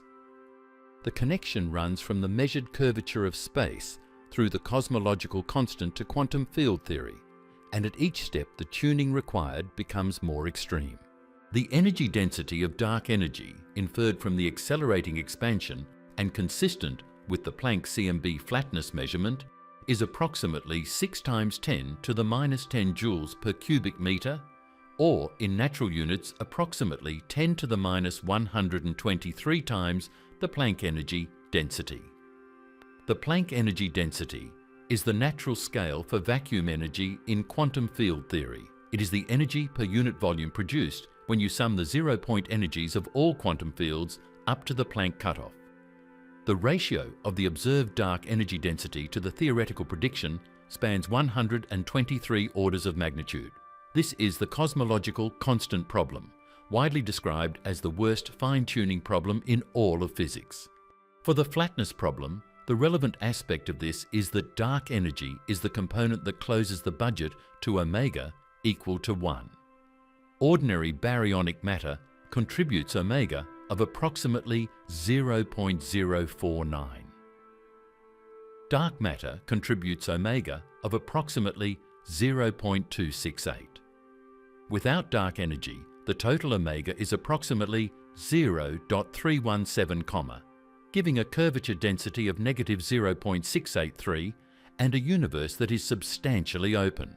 The CMB would show a first acoustic peak at a multipole moment of approximately 350 rather than the observed 200, inconsistent with measurements at confidence levels exceeding 10 sigma. The observed geometry of the universe requires dark energy not as a theoretical convenience but as a physical necessity, implied by combining the matter density measurements with the CMB curvature constraint. This means the flatness problem and the cosmological constant problem are entangled in a specific way. The universe is flat because dark energy makes up the difference between the matter density and the critical density. But the value of the dark energy density required to accomplish this is simultaneously the value that requires a 123 order of magnitude cancellation with the quantum vacuum energy predicted by standard quantum field theory. The same tuning that gives us flatness gives us the cosmological constant problem. Solving one without the other would require a mechanism that adjusts the vacuum energy to precisely compensate the matter density without any adjustment principle connecting the two. No such mechanism exists in the current theoretical toolkit. The Dark Energy Spectroscopic Instruments 2024 results, which showed evidence at 3.9 sigma that dark energy's equation of state has changed over cosmic history, add another dimension to this entanglement. If dark energy is dynamic rather than constant, then its value at any given epoch is not a fixed initial condition, but the result of a field evolving over time. A field that evolves could in principle self-tune to approach the critical density over cosmic time without requiring a 123 order of magnitude cancellation. Several quintessence models, scalar fields with slowly evolving potentials, have been proposed with tracker solutions where the field naturally converges toward an attractor regardless of initial conditions. But tracking quintessence models that are consistent with the observed near-zero dark energy equation of state at the same time as explaining the observed flatness have not produced a fully satisfactory solution. They typically require the tracker to have arrived at its current value within the last few billion years of cosmic time, coincidentally near the epoch at which matter and dark energy densities become comparable. This cosmic coincidence problem, why the dark energy density today is of the same order of magnitude as the matter density when both have been evolving independently for billions of years, is yet another fine-tuning problem layered on top of the cosmological constant problem and the flatness problem. All three are connected. None is solved. the specific nature of the dark energy equation of state, measured by the dark energy spectroscopic instrument, deserves more careful treatment than it usually receives in popular accounts. The instrument measured baryon acoustic oscillations in the galaxy distribution across 6 redshift bins spanning from redshift 0.1 to redshift 4.2. Each bin provides an independent measurement of the angular diameter distance and the Hubble parameter at that epoch. When these measurements are combined and fit to a model in which the dark energy equation of state W is allowed to vary as a function of redshift parameterized by the standard Chevalier-Pulaski-Linde form, WA, equal to W0 plus WA times 1 minus A, the best fit parameters favour W0 greater than -1 and WA less than 0, meaning the dark energy was stronger in the past and has weakened towards the present. This is the opposite of phantom behaviour, which would have dark energy strengthening over time. The tension with the cosmological constant, where W equals -1 at all times, arises precisely because the data favour a time-varying W rather than a fixed one. For the flatness problem, this matters because a dynamically varying dark energy means the balance between dark energy and matter density, which happens to give omega of 1 today, was not the same balance at all times. At a redshift of 1, roughly 7.7 billion years ago, dark energy contributed more to the total density than it does today in this model, which means the fine-tuning of omega to 1 at that epoch was produced by a different balance of contributions than at the present. At earlier epochs during the matter-dominated phase, dark energy was negligible and omega was determined almost entirely by matter, which in a flat universe decays as the inverse cube of the scale factor in a way that is precisely consistent with the Planck constraint. The consistency of the flatness measurement across all these epochs, from recombination at redshift 1100 to the present at redshift 0, with a dark energy component that has been changing over cosmic time, is a constraint that the observational data satisfy, but that no theoretical framework has yet fully explained from first principles. The data fit together. The physics that makes them fit is not understood. What primordial gravitational waves would tell us. The clearest experimental test of the inflationary resolution to the flatness problem is not a measurement of the curvature itself. Planck has already constrained that to the limit of current technology. The most decisive test is the detection or non-detection of the primordial gravitational wave background, and the race to make that measurement defines one of the most consequential experimental programs currently operating in observational cosmology. Inflation generates gravitational waves through the same quantum mechanism that produces density perturbations. The inflaton field during inflation drives a de Sitter-like expansion, and in de Sitter spacetime, tensor perturbations of the metric, which are gravitational waves, are produced from vacuum fluctuations, just as scalar perturbations are. These tensor modes are stretched to superhorizon scales during inflation and freeze as classical perturbations that remain imprinted in the metric of the post-inflationary universe.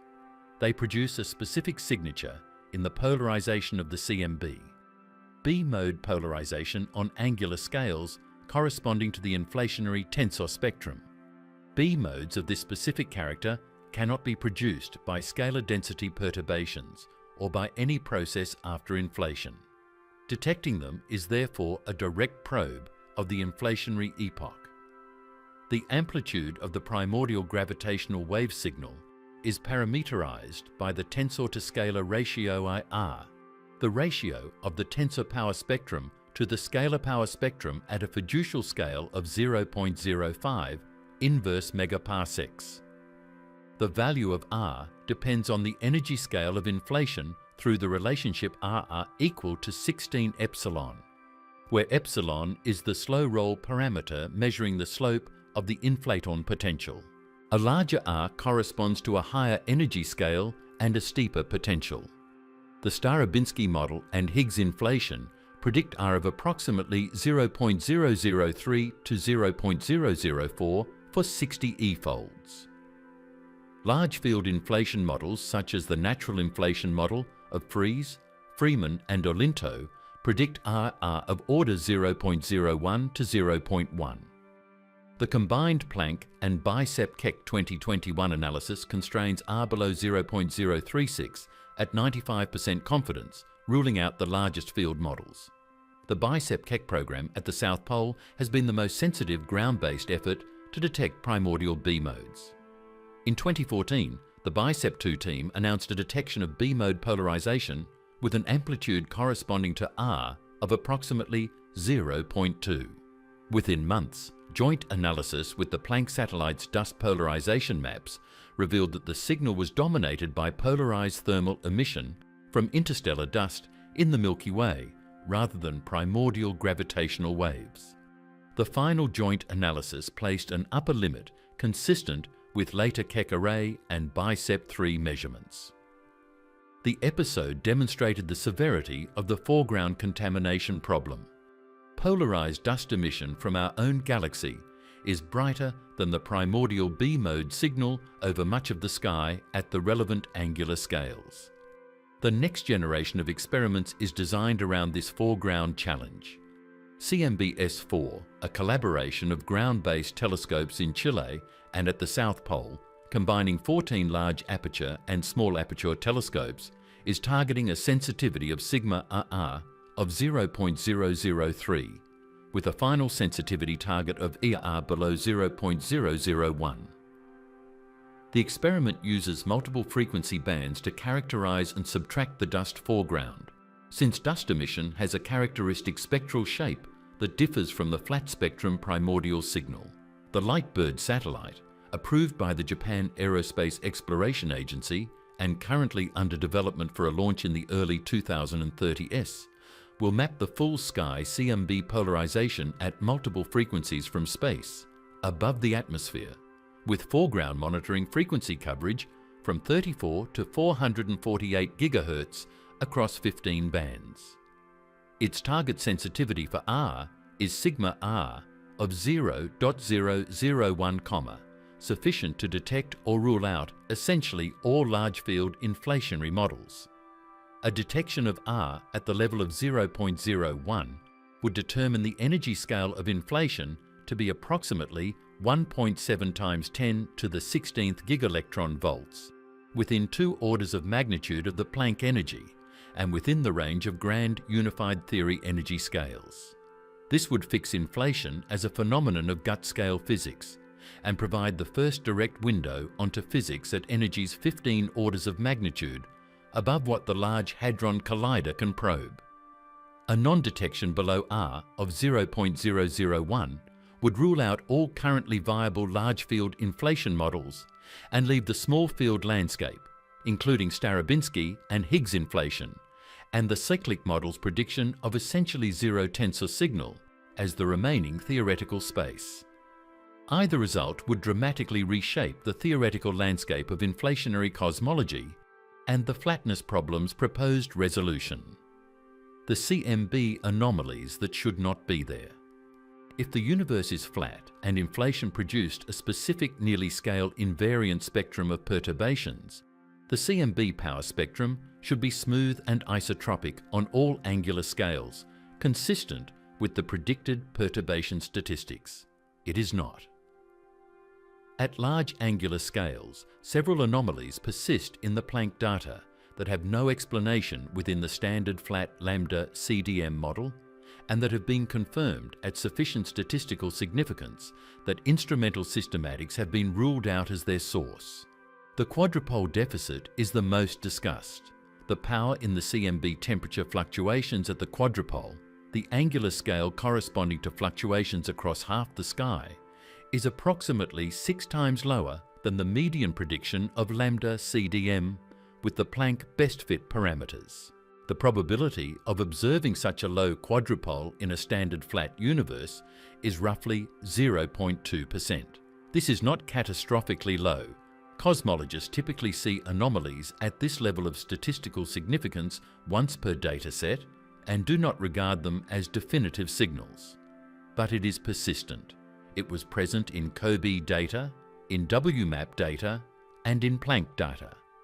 The same deficit, confirmed across 3 independent satellite missions spanning 25 years of observations. The quadrupole-octopole alignment is more troubling statistically. The orientations of the quadrupole and octopole moments of the CMB temperature map are aligned with each other to an anomalous degree, and both are aligned with the direction of the solar system's motion through the CMB rest frame, the so-called CMB dipole direction, and with the equinox of the ecliptic plane.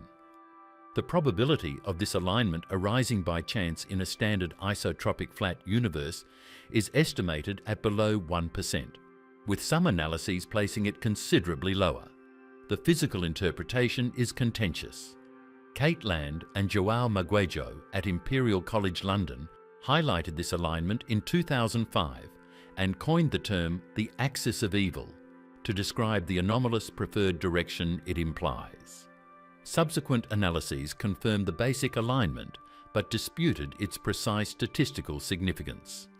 A flat isotropic universe should have no preferred direction.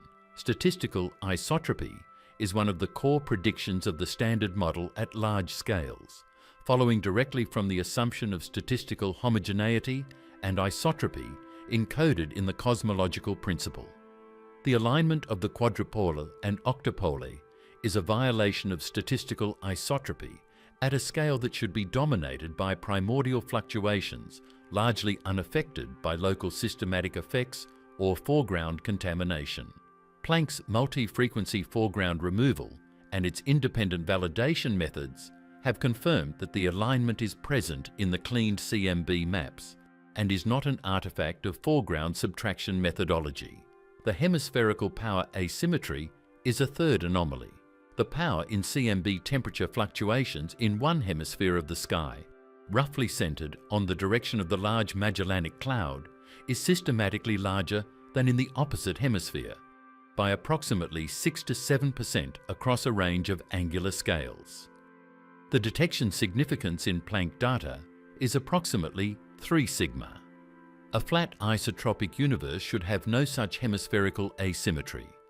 Several theoretical explanations have been proposed, including a large-scale modulation of the primordial power spectrum produced by a long wavelength mode in a specific direction, but none has been embedded in a complete inflationary model that makes testable predictions for other observables. The cold spot, a region of the CMB approximately 5 degrees in radius in the southern hemisphere near the constellation Eridanus, is anomalously cold compared to the statistical distribution expected in lambda CDM. Various explanations have been proposed, including a large supervoid in the foreground producing a cold imprint through the Sachs-Wolf effect and a non-Gaussian primordial feature from inflation. The discovery of a large underdensity in the direction of the cold spot in galaxy survey data, reported by Imre Sapudi at the University of Hawaii and collaborators in 2015, made the supervoid explanation more plausible. But quantitative analyses suggest the void found is not quite large enough or deep enough to produce the full temperature decrement observed. Individually, each of these anomalies sits at a level of statistical significance where it could be a chance fluctuation in a standard flat universe. Collectively, the fact that multiple independent large-angle anomalies all point toward violations of statistical isotropy in the same dataset is more disturbing than any single anomaly in isolation. The probability of obtaining the quadrupole deficit, the quadrupole-octopole alignment, the hemispherical power asymmetry, and the cold spot simultaneously by chance in a standard flat isotropic lambda CDM universe is harder to calculate without making assumptions about their dependent structure, but even conservative estimates place the combined probability at well below 1%. These anomalies are either a spectacular statistical accident, a residual systematic effect not yet identified in 3 independent satellite datasets, or a signal of physics beyond the standard flat model. None of these options is comfortable. The theoretical proposals for explaining these anomalies collectively span a wide range of physical scales and mechanisms. At the largest scales, pre-inflationary physics is the most commonly invoked source. If the universe underwent fewer than the minimum 60 e-folds required to fully dilute the effects of the pre-inflationary state, residual correlations from that state could imprint on the largest observable angular scales in ways that break statistical isotropy. This provides a natural connection between the anomalies and the flatness problem. If the inflationary epoch barely satisfied the minimum e-fold requirement, the residual curvature would be near the current detection threshold and the large angle anomalies would be present at the observed level. A universe that just barely escaped measurable curvature would, in this picture, display exactly the kind of large angle statistical departures that Planck observes.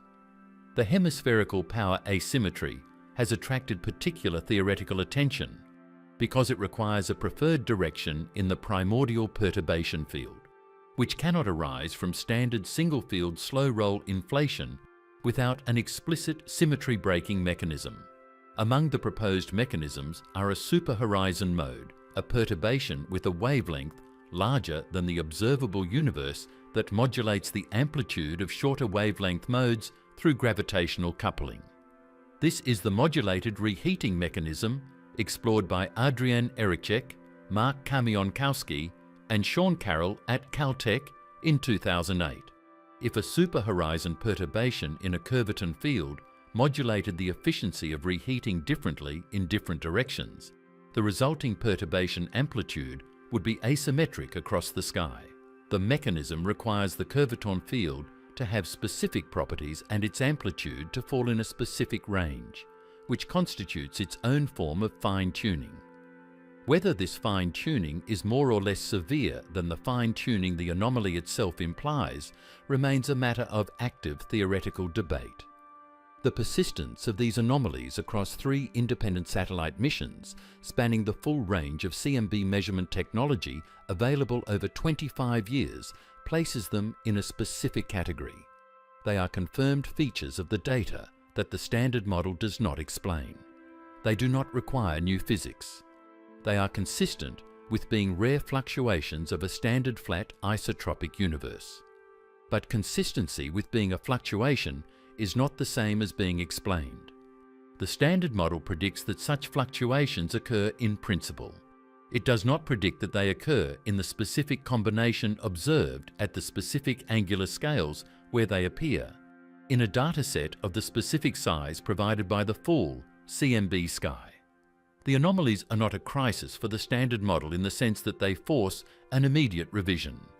They are a persistent challenge to the completeness of the model, sitting in the data, unexplained, waiting for either a confirmed systematic source or a physical explanation that does not currently exist. The shape of space at scales we cannot see. The measurement of spatial curvature by Planck constrains the geometry of the observable universe with extraordinary precision. It does not constrain, and in principle cannot constrain, the geometry or topology of the universe beyond the observable horizon. This distinction is not merely philosophical. It is physically consequential in ways that connect the flatness problem to fundamental questions about the nature of inflation, the multiverse, and the relationship between what is measurable and what is real. The observable horizon sits at a comoving distance of approximately 46.5 billion light-years from Earth. The region beyond this horizon is causally disconnected from us in the following specific sense. No signal emitted after the Big Bang has had time to reach us from beyond this distance. The horizon is not a physical boundary or a wall. Space continues beyond it, and the matter and energy beyond it obey the same physical laws. But any information about the state of that region is inaccessible to us now, and in an accelerating universe driven by dark energy, will remain inaccessible forever. The accelerating expansion continuously adds new regions to the permanently inaccessible domain beyond the event horizon, which is distinct from and closer than the particle horizon. In inflationary cosmology, the observable universe represents an extraordinarily small fraction of the total post-inflationary volume. During 60 e-folds of inflation, the scale factor grows by a factor of e to the 60th, approximately 10 to the 26th. The region that eventually becomes the observable universe was therefore before inflation, a volume roughly 10 to the 78th times smaller in linear size than the post-inflationary total. If inflation lasted significantly more than 60 e-folds, which most models predict, the total volume is correspondingly larger. The geometry of this vast volume beyond our horizon is determined by the dynamics of inflation throughout it, which may include regions with very different local geometries if the inflaton field took different trajectories in different regions. In eternal inflation, the total inflating volume grows without bound, and the range of possible local geometries realized across this ensemble is essentially unlimited. Within our observable patch, the geometry appears flat. Whether this is because the observable patch is a small region of a much larger flat universe, a small region of a much larger curved universe whose curvature radius far exceeds our horizon, or a thermalized bubble within an eternally inflating background whose global geometry is neither simply described, is not determinable from any observation. Inflation's prediction of flatness is in a sense a prediction about what we would observe in our local patch regardless of the global structure, which is part of what makes the prediction compelling and part of what makes it impossible to falsify by curvature measurements alone. This creates a specific epistemic situation. The most successful solution to the flatness problem makes the universe enormous and possibly infinite in a way that places most of it permanently beyond observation. The mechanism that resolves the fine-tuning within the observable universe simultaneously guarantees that the mechanism itself cannot be directly observed. We see the consequence, flatness, but not the cause, the inflationary expansion, except through its indirect signatures in the CMB power spectrum and the predicted gravitational wave background. If those signatures are confirmed, they validate inflation as a kinematic framework. They do not validate any particular dynamical model of what drove inflation, and they leave open the question of what lies beyond our horizon entirely. The alternatives that are not crazy. The dominance of inflation in the cosmological literature can create the impression that it is the only physically serious solution to the flatness problem. It is not. Several alternative frameworks have been developed by physicists whose credentials are not in doubt and whose arguments require engagement rather than dismissal. The fact that these alternatives remain minority positions reflects the extraordinary predictive success of the inflationary framework, not the absence of theoretical alternatives. The matter bounce cosmology, developed extensively by Robert Brandenberger at McGill University and collaborators over the past 2 decades, proposes that the universe underwent a contraction phase before the current expansion. In matter-bounce scenarios, the universe begins in a matter-dominated contracting phase. Density perturbations generated during this contracting phase produce a scale-invariant spectrum through a mechanism different from inflation. In a contracting matter-dominated universe, modes that are sub-Hubble at early times exit the Hubble radius during the contraction and re-enter during the subsequent expansion, generating the same statistical properties as inflation without requiring an accelerating phase. The flatness of the universe emerges from the contraction itself. As the universe contracts, the ratio of curvature to total energy density decreases, driving the universe toward flatness before the bounce rather than away from it, as in the standard expanding case. The bounce itself, the transition from contraction to expansion, requires physics beyond classical general relativity, typically implemented through loop quantum cosmology, a non-perturbative approach to quantum gravity developed by Abhay Ashtekar, Carlo Rovelli and Lee Smolin, in which spacetime has a discrete structure at the Planck scale that provides a repulsive quantum pressure, preventing the classical singularity. Loop quantum cosmology, beyond its role in matter-bounce models, modifies the Friedmann equations at densities approaching the Planck density in ways that replace the classical Big Bang singularity with a bounce. The modified equations contain a correction term proportional to the density squared, divided by a critical density determined by the minimum area eigenvalue of loop quantum gravity. As the density approaches the critical density, the correction term becomes comparable to the standard energy density term and effectively reverses the gravitational attraction, halting the collapse and initiating expansion. The flatness problem in this framework is modified because the evolution near the bounce is governed by different equations than the classical Friedmann equations. Whether the post-bounce universe naturally emerges flat depends on the details of the pre-bounce state, which loop quantum cosmology does not uniquely specify. String gas cosmology, proposed by Robert Brandenberger and Kamrun Vafa in 1989, takes a radically different approach grounded in the specific properties of string theory. In string theory, the fundamental objects are one-dimensional strings rather than point particles, and strings have a maximum temperature, called the Hagedorn temperature, at which the density of string states diverges. Brandenberger and Vafa proposed that the early universe was initially a hot gas of strings at or near the Hagedorn temperature in a compact space, and that the winding modes of strings around compact dimensions provide a mechanism for stabilizing the size of those dimensions. Three spatial dimensions decompactify and expand, while the rest remain stabilized, providing a potential explanation for why we observe three large spatial dimensions. The perturbation spectrum produced by string gas cosmology in the three expanding dimensions is nearly scale invariant, consistent with CMB observations, and the flatness of the expanding dimensions emerges from the dynamics of the Hagedorn phase without requiring an inflationary epoch. The tensor to scalar ratio predicted by string gas cosmology is of order 1 on large scales, potentially distinguishable from inflation by future CMB experiments.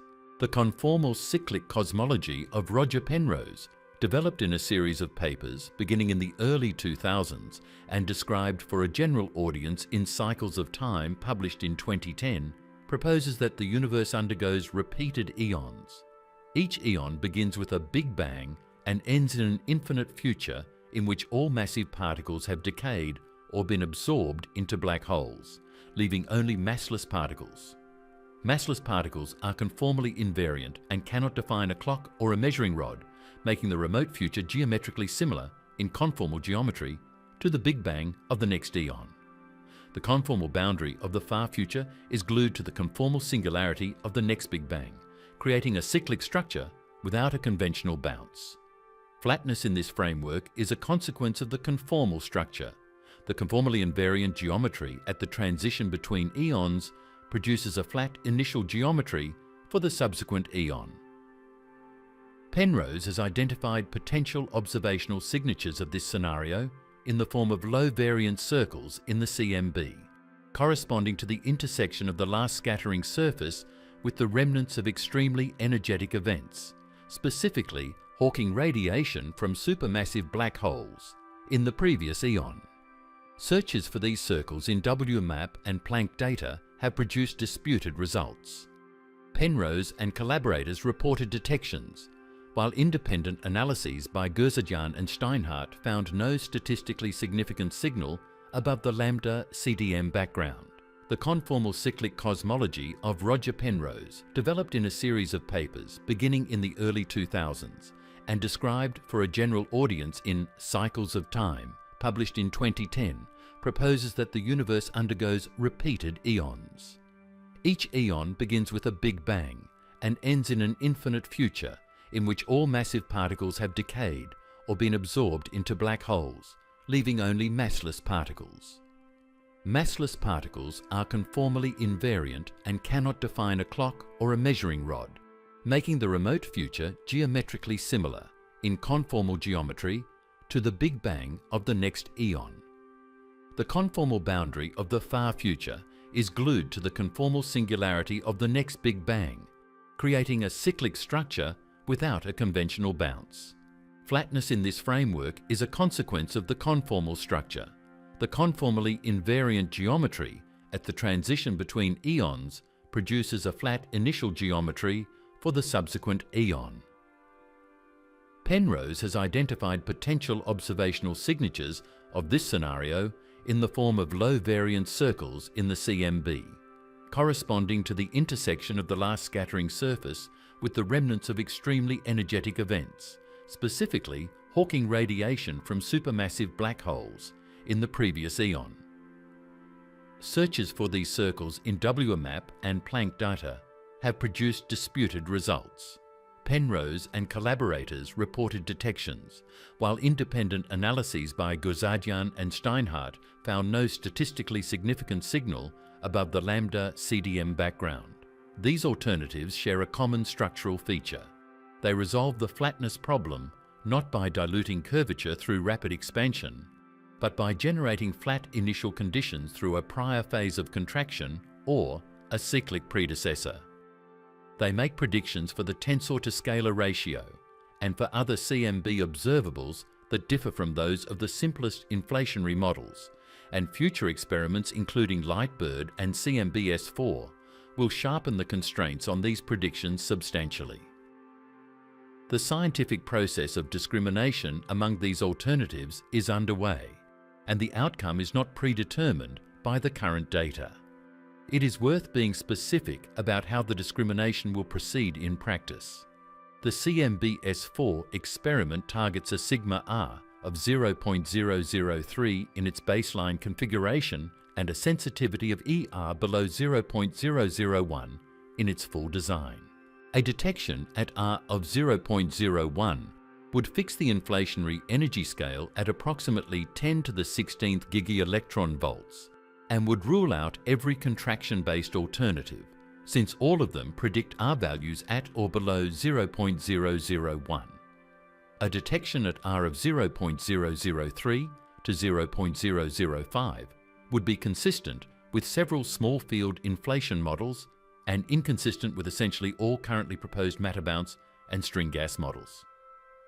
A non-detection at the CMB-S4 sensitivity threshold, placing a confirmed upper limit of R below 0.001, would simultaneously be consistent with Starobinsky inflation, Higgs inflation, the cyclic model, matter bounce cosmology, and string gas cosmology. In that case, the discrimination would need to come from other observables, the running of the spectral index, which quantifies how NS changes with scale, non-Gaussianity in the primordial perturbations, characterized by the parameter FNL, and the shape of the matter power spectrum at small scales, where different models predict different levels of suppression. The Euclid and Rubin surveys will constrain the matter power spectrum across a range of scales at percent-level precision. The CMB-S4 will measure NS running and FNL with improved sensitivity relative to Planck, and the combination of these datasets will provide a multi-dimensional constraint on the space of allowed models that neither dataset alone could approach. Whether this combination will be sufficient to identify the correct mechanism or merely narrow the field is not known. The theoretical space is rich enough that multiple models may survive even the combined constraint of all planned experiments, leaving the fundamental question of what drove the early universe and why the universe is flat, open beyond the current experimental generation. The flatness problem in a quantum gravity universe. The flatness problem is stated within the framework of classical general relativity applied to cosmology. The Friedmann equations that make the flat solution unstable are classical equations derived from the Einstein field equations in the limit where quantum effects on the metric are ignored. At the Planck epoch, where the flatness initial condition must be set to 1 part in 10 to the 60th, classical general relativity is certainly not the correct description of nature. The relevant physics is quantum gravity, and quantum gravity changes the structure of the problem in ways that are not fully understood but are beginning to be explored.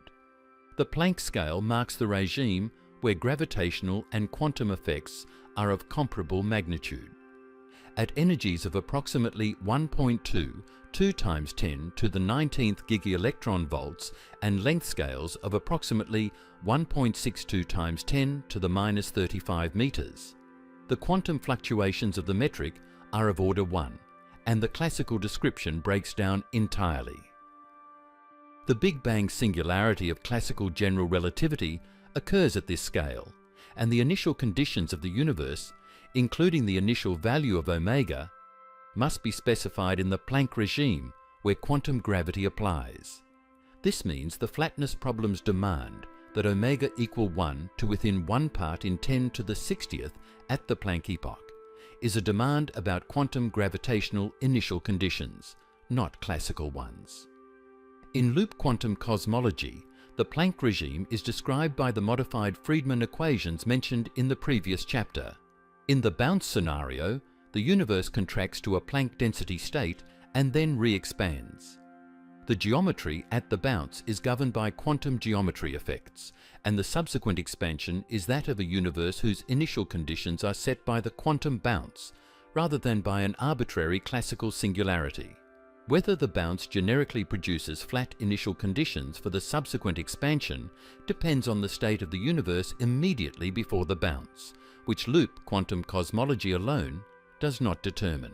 However, specific models in which the pre-bounce contraction is long enough to be matter-dominated can produce a nearly flat post-bounce universe through the same mechanism as matter-bounce cosmology, without requiring the initial pre-bounce state to be fine-tuned. The no-boundary proposal of Stephen Hawking and James Hartle, first published in 1983 in Physical Review D, approaches the initial conditions of the universe through a path integral formulation of quantum gravity. In the Hartley-Hawking proposal, the quantum state of the universe is defined by a path integral over compact Euclidean 4 geometries with no boundary. The absence of a boundary means there is no initial singularity.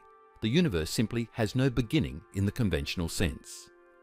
The most probable classical geometries contributing to this path integral are de Sitter-like spaces, naturally produced by a positive cosmological constant, and the classical universe that emerges from the no-boundary wave function is a de Sitter space that subsequently transitions to a matter-dominated expanding universe.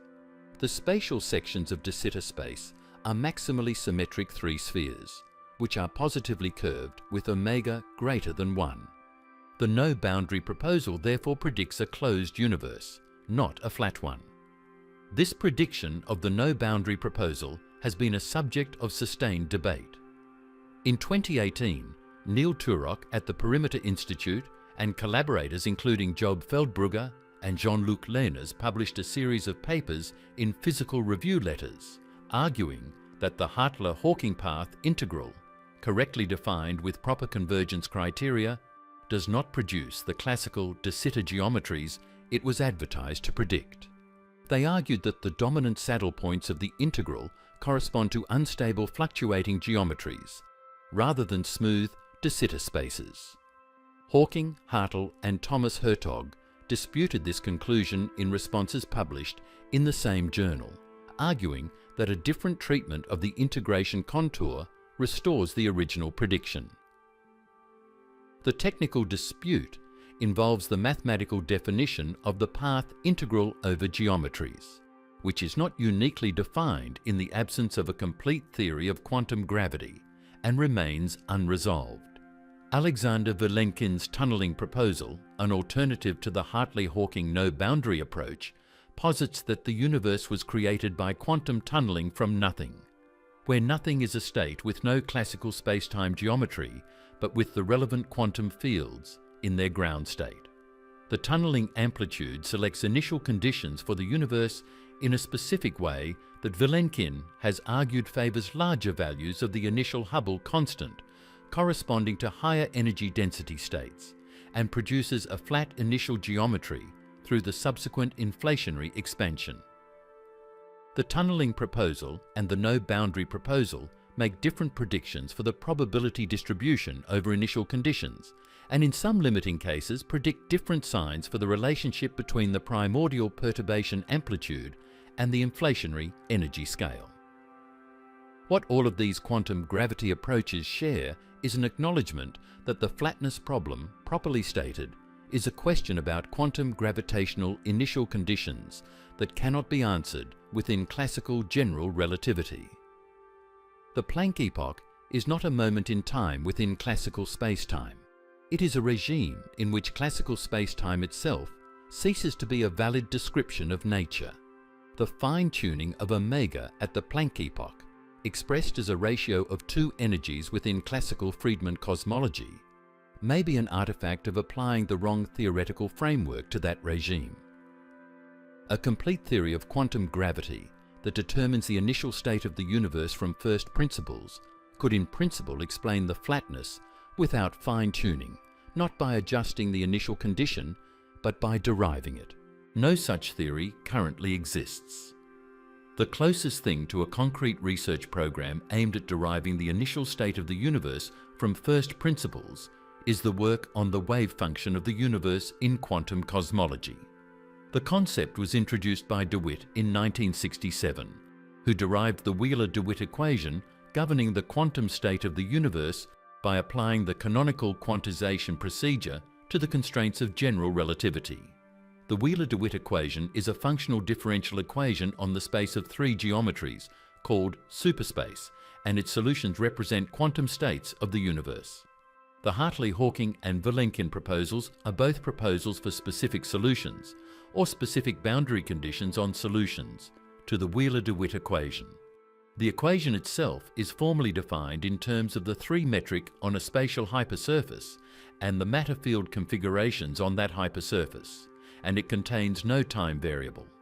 Time in quantum cosmology is an emergent concept derived from correlations between the gravitational degrees of freedom and the matter degrees of freedom, rather than a fundamental external parameter.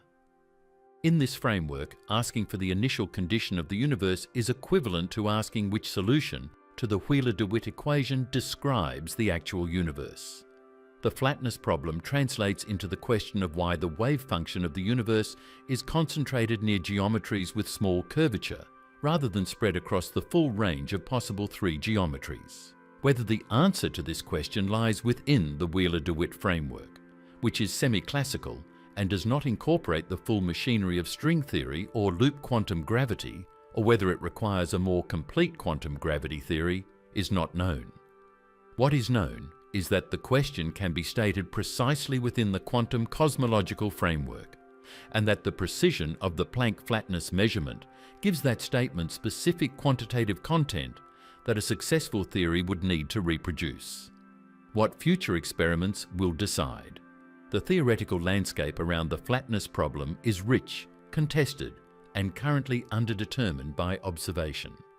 The experiments under construction and in planning across the next decade will narrow that landscape significantly, and in some cases may close it. What is measurable is not everything that matters, but the measurements coming are specific enough that several major theoretical options will be definitively confirmed or ruled out. The most consequential measurement is the tensor to scalar ratio R. As established in Chapter 14, the detection of primordial B-mode polarization in the CMB at a level above R of approximately 0.01 would confirm large field inflation at gut scale energies and rule out the cyclic model, matter bounce cosmology, string gas cosmology, and conformal cyclic cosmology.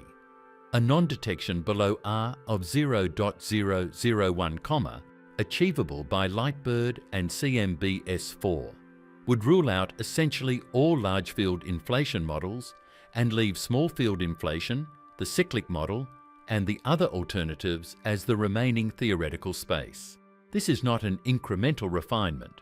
It is a decisive discrimination that will eliminate entire classes of theories. The Euclid satellite, launched in July 2023 and currently in its survey phase, will measure the large-scale structure of the universe across 2 billion galaxies, over 1/3 of the full sky. Its weak lensing and galaxy clustering measurements will constrain the curvature parameter omega k to better than 0.001, the dark energy equation of state to better than 1%, and the growth rate of structure to percent level precision across redshifts from 0.9 to 1.8. The Vera C. Rubin Observatory, targeting first light in 2025, will conduct the legacy survey of space and time over 18,000 square degrees of the southern sky. producing a catalogue of approximately 37 billion sources over 10 years. Its weak lensing measurements will independently constrain omega-K and dark energy at comparable precision to Euclid. Together, these surveys will test whether the geometry and growth of structure are mutually consistent with flat lambda CDM at a precision that the current dataset cannot approach. The CMB-S4 experiment will also constrain the effective number of relativistic species NF at the level of 0.06, tighter than current Planck constraints by a factor of 3.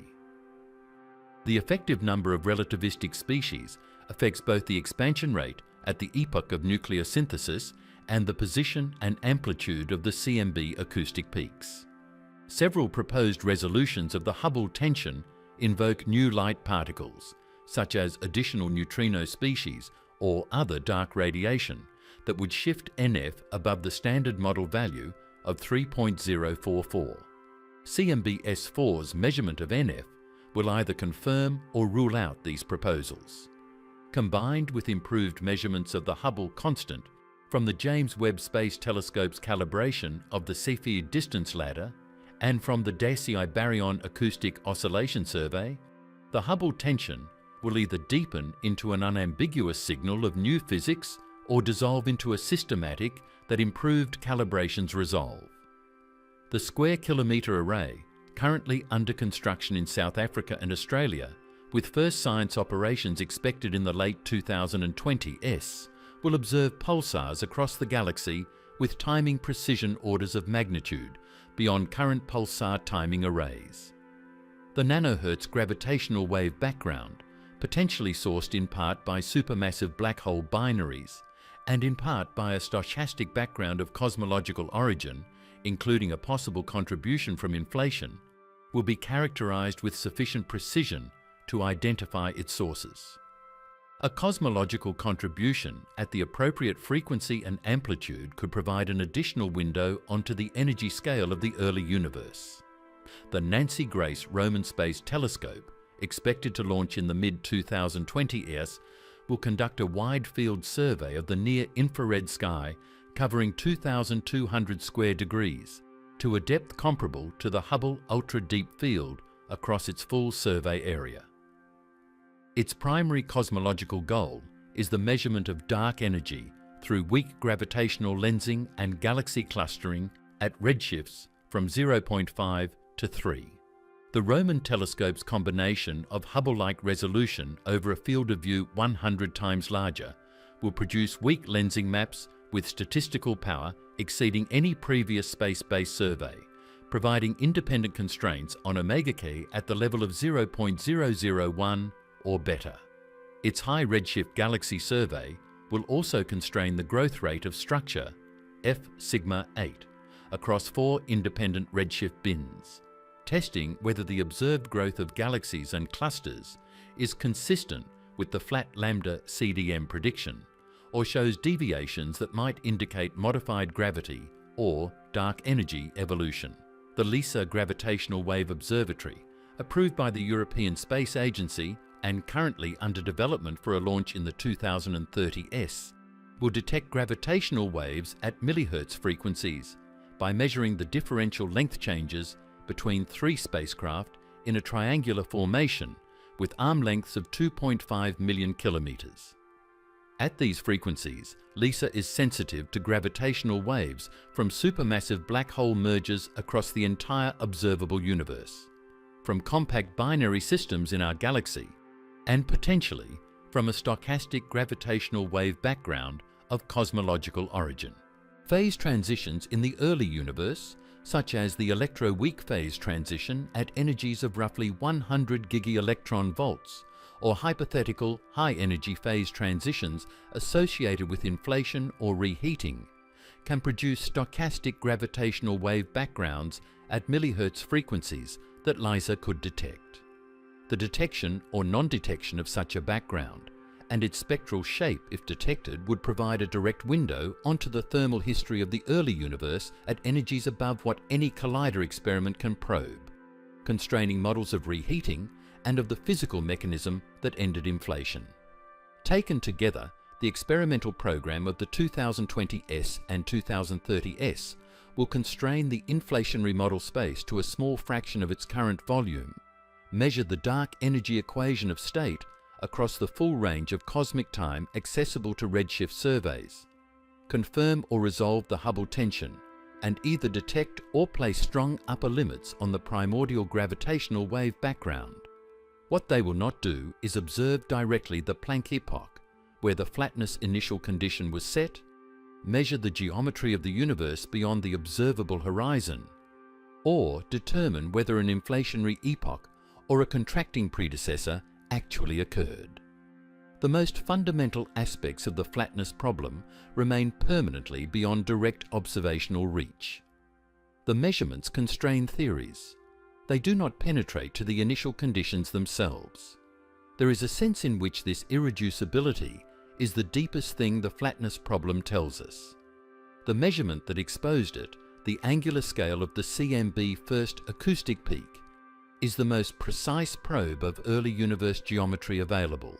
It reaches back to recombination, 380,000 years after the Big Bang, and encodes information about the geometry at that epoch. Through the Friedmann equations, that measurement can be translated into a constraint on the geometry at any earlier epoch, all the way back to the Planck time. But this translation is a theoretical inference, not a direct observation. The Planck epoch itself is permanently beyond any direct observational probe. The universe was opaque to electromagnetic radiation for its first 380,000 years, and gravitational waves, the only signal that could in principle carry information from before recombination, can only be detected from the inflationary epoch onward with any currently foreseeable technology. The initial condition, the 1 part in 10 to the 60th, will never be observed. It will at best be inferred from the success or failure of theories that predict it. What the flatness is actually telling us. After 4 decades of progressively more precise measurement and 4 decades of proposed solutions, the flatness of the universe remains exactly where Robert Dicker and PJE. Peebles left it in 1979, measured, unexplained, and demanding a physical account that the available theoretical frameworks have not conclusively provided. The Planck satellite refined the measurement to a precision Dicker and Peebles could not have imagined. It did not supply the explanation. What the flatness problem is actually telling us, when all the theoretical overlays are set aside and the raw physical content of the problem is examined directly, may be something more fundamental than the absence of a particular physical mechanism. The flatness problem is, at its core, a statement about initial conditions. The universe began in a state that is extraordinarily special with respect to the set of all possible states with the same total energy, and no physical law within the framework that describes its subsequent evolution selects that state. This is the deep structure of every fine-tuning problem in physics, from the cosmological constant to the hierarchy problem to the strong CP problem, and in every case the response of the theoretical community has been one of 3 kinds. The first is to find a dynamical mechanism that drives the system toward the special value from generic initial conditions, as the Higgs mechanism drives masses towards 0 through spontaneous symmetry breaking, or as inflation drives omega toward 1. The second is to find a symmetry that forbids the parameter from taking any other value, as Peche-Quinn symmetry forbids a large QCD theta angle in the strong CP solution. The third is to appeal to anthropic selection across an ensemble, which requires an ensemble whose existence is assumed rather than derived. Inflation is an attempt at the first strategy. It works kinematically. Given enough e-folds, any initial curvature is diluted. But it does not work dynamically in the sense of identifying a specific physical mechanism that ensures the right number of e-folds occurred, connects the inflaton to the standard model, determines the shape of the potential, or explains why the inflationary epoch began in the first place, rather than the universe simply collapsing immediately from whatever initial state existed at the Planck scale. The gap between inflation as a kinematic prescription and inflation as a dynamical theory of the early universe is the gap between a description of what happened and an explanation of why it happened. The flatness problem sits in that gap. The second strategy, a symmetry protecting flatness, would be the most satisfying resolution. A physical symmetry that enforces omega equal to 1 exactly would transform the flatness from a fine-tuning into a consequence, the way gauge symmetry enforces masslessness for photons. No such symmetry has been identified. Conformal symmetry, which is a good symmetry of massless fields and plays a central role in string theory and in conformal field theories generally, does not enforce the flatness of the spatial sections of the universe in the relevant sense. Scale symmetry, if it were an exact symmetry of nature at early times, would prevent the generation of any preferred length scale, including the radius of curvature, and might in some sense enforce local flatness. But scale symmetry is explicitly broken by the cosmological constant and by the Higgs mass, and connecting its breaking to the observed curvature has not produced a coherent framework. What makes the flatness specifically troubling, as opposed to the other fine-tuning problems, is its direct connection to the structure of space-time itself. The cosmological constant problem involves the energy of the quantum vacuum, which is a property of the matter and radiation fields filling space-time. The hierarchy problem involves the mass of the Higgs boson, again a property of a matter field. The flatness problem is a property of the geometry of space-time itself, the curvature of the spatial sections of the universe. It is the only fine-tuning problem that is directly a statement about the geometry of reality, not merely about the matter that inhabits it. Roger Penrose argued in The Emperor's New Mind in 1989, and in subsequent works, that the special initial conditions of the universe, including its flatness, are evidence of a deep physical principle governing the initial state that has not yet been identified. Penrose calls this principle the Weil curvature hypothesis. The Weil curvature tensor, which measures the degree of gravitational entropy, was zero at the initial singularity, imposing a smooth and uncomplicated initial geometry from which the universe's subsequent structured complexity could arise. This is a statement about the initial condition rather than a derivation of it, but Penrose argues it points toward a time asymmetric fundamental law governing the initial state that is not present in the time-symmetric laws of classical general relativity. Whether this law is realizable within any extension of current physics is unknown. The flatness of the universe is a number.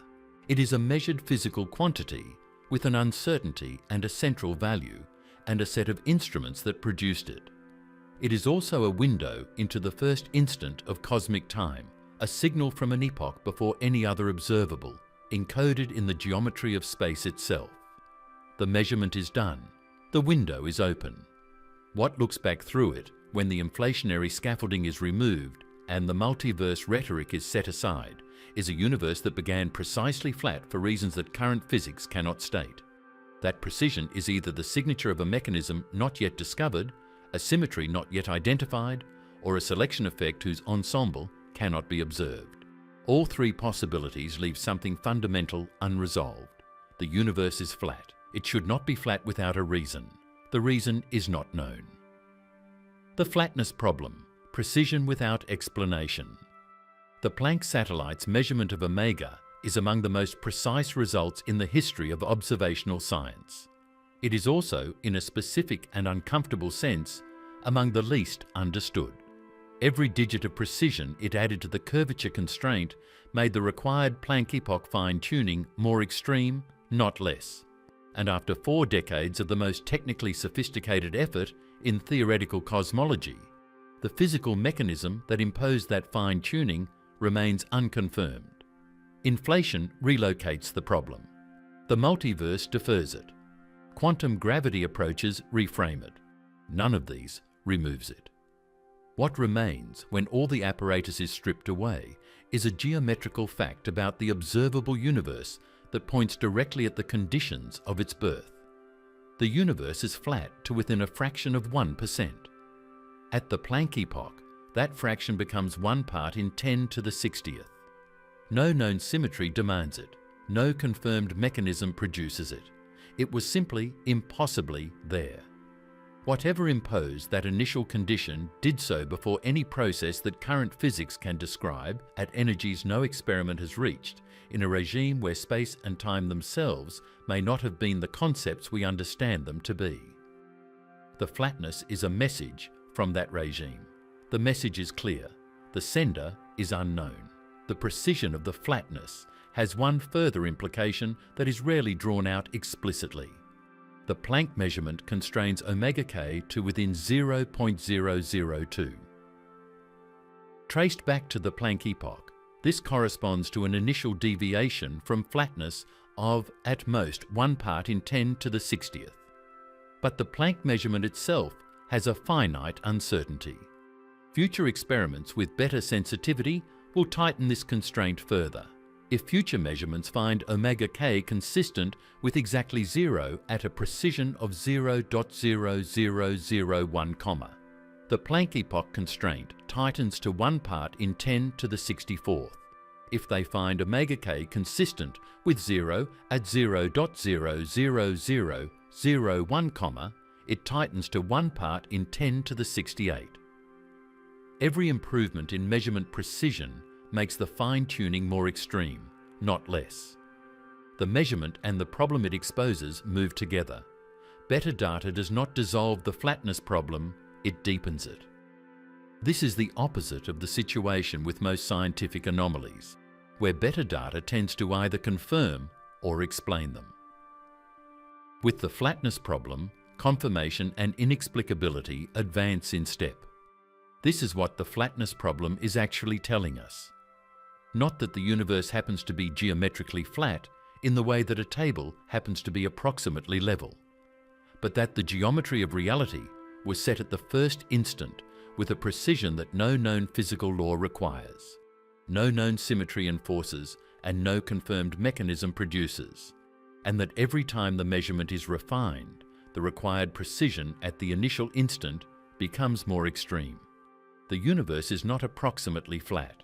It is flat to a precision that, traced back to its origin, is one of the most extraordinary numbers in all of science, 10 to the 60th, written out as a 1 followed by 60 zeros, applied to a ratio of energy densities at a moment that classical physics cannot even describe. That number is real, it is measured, it is confirmed by the best instruments humanity has built, and it has no explanation.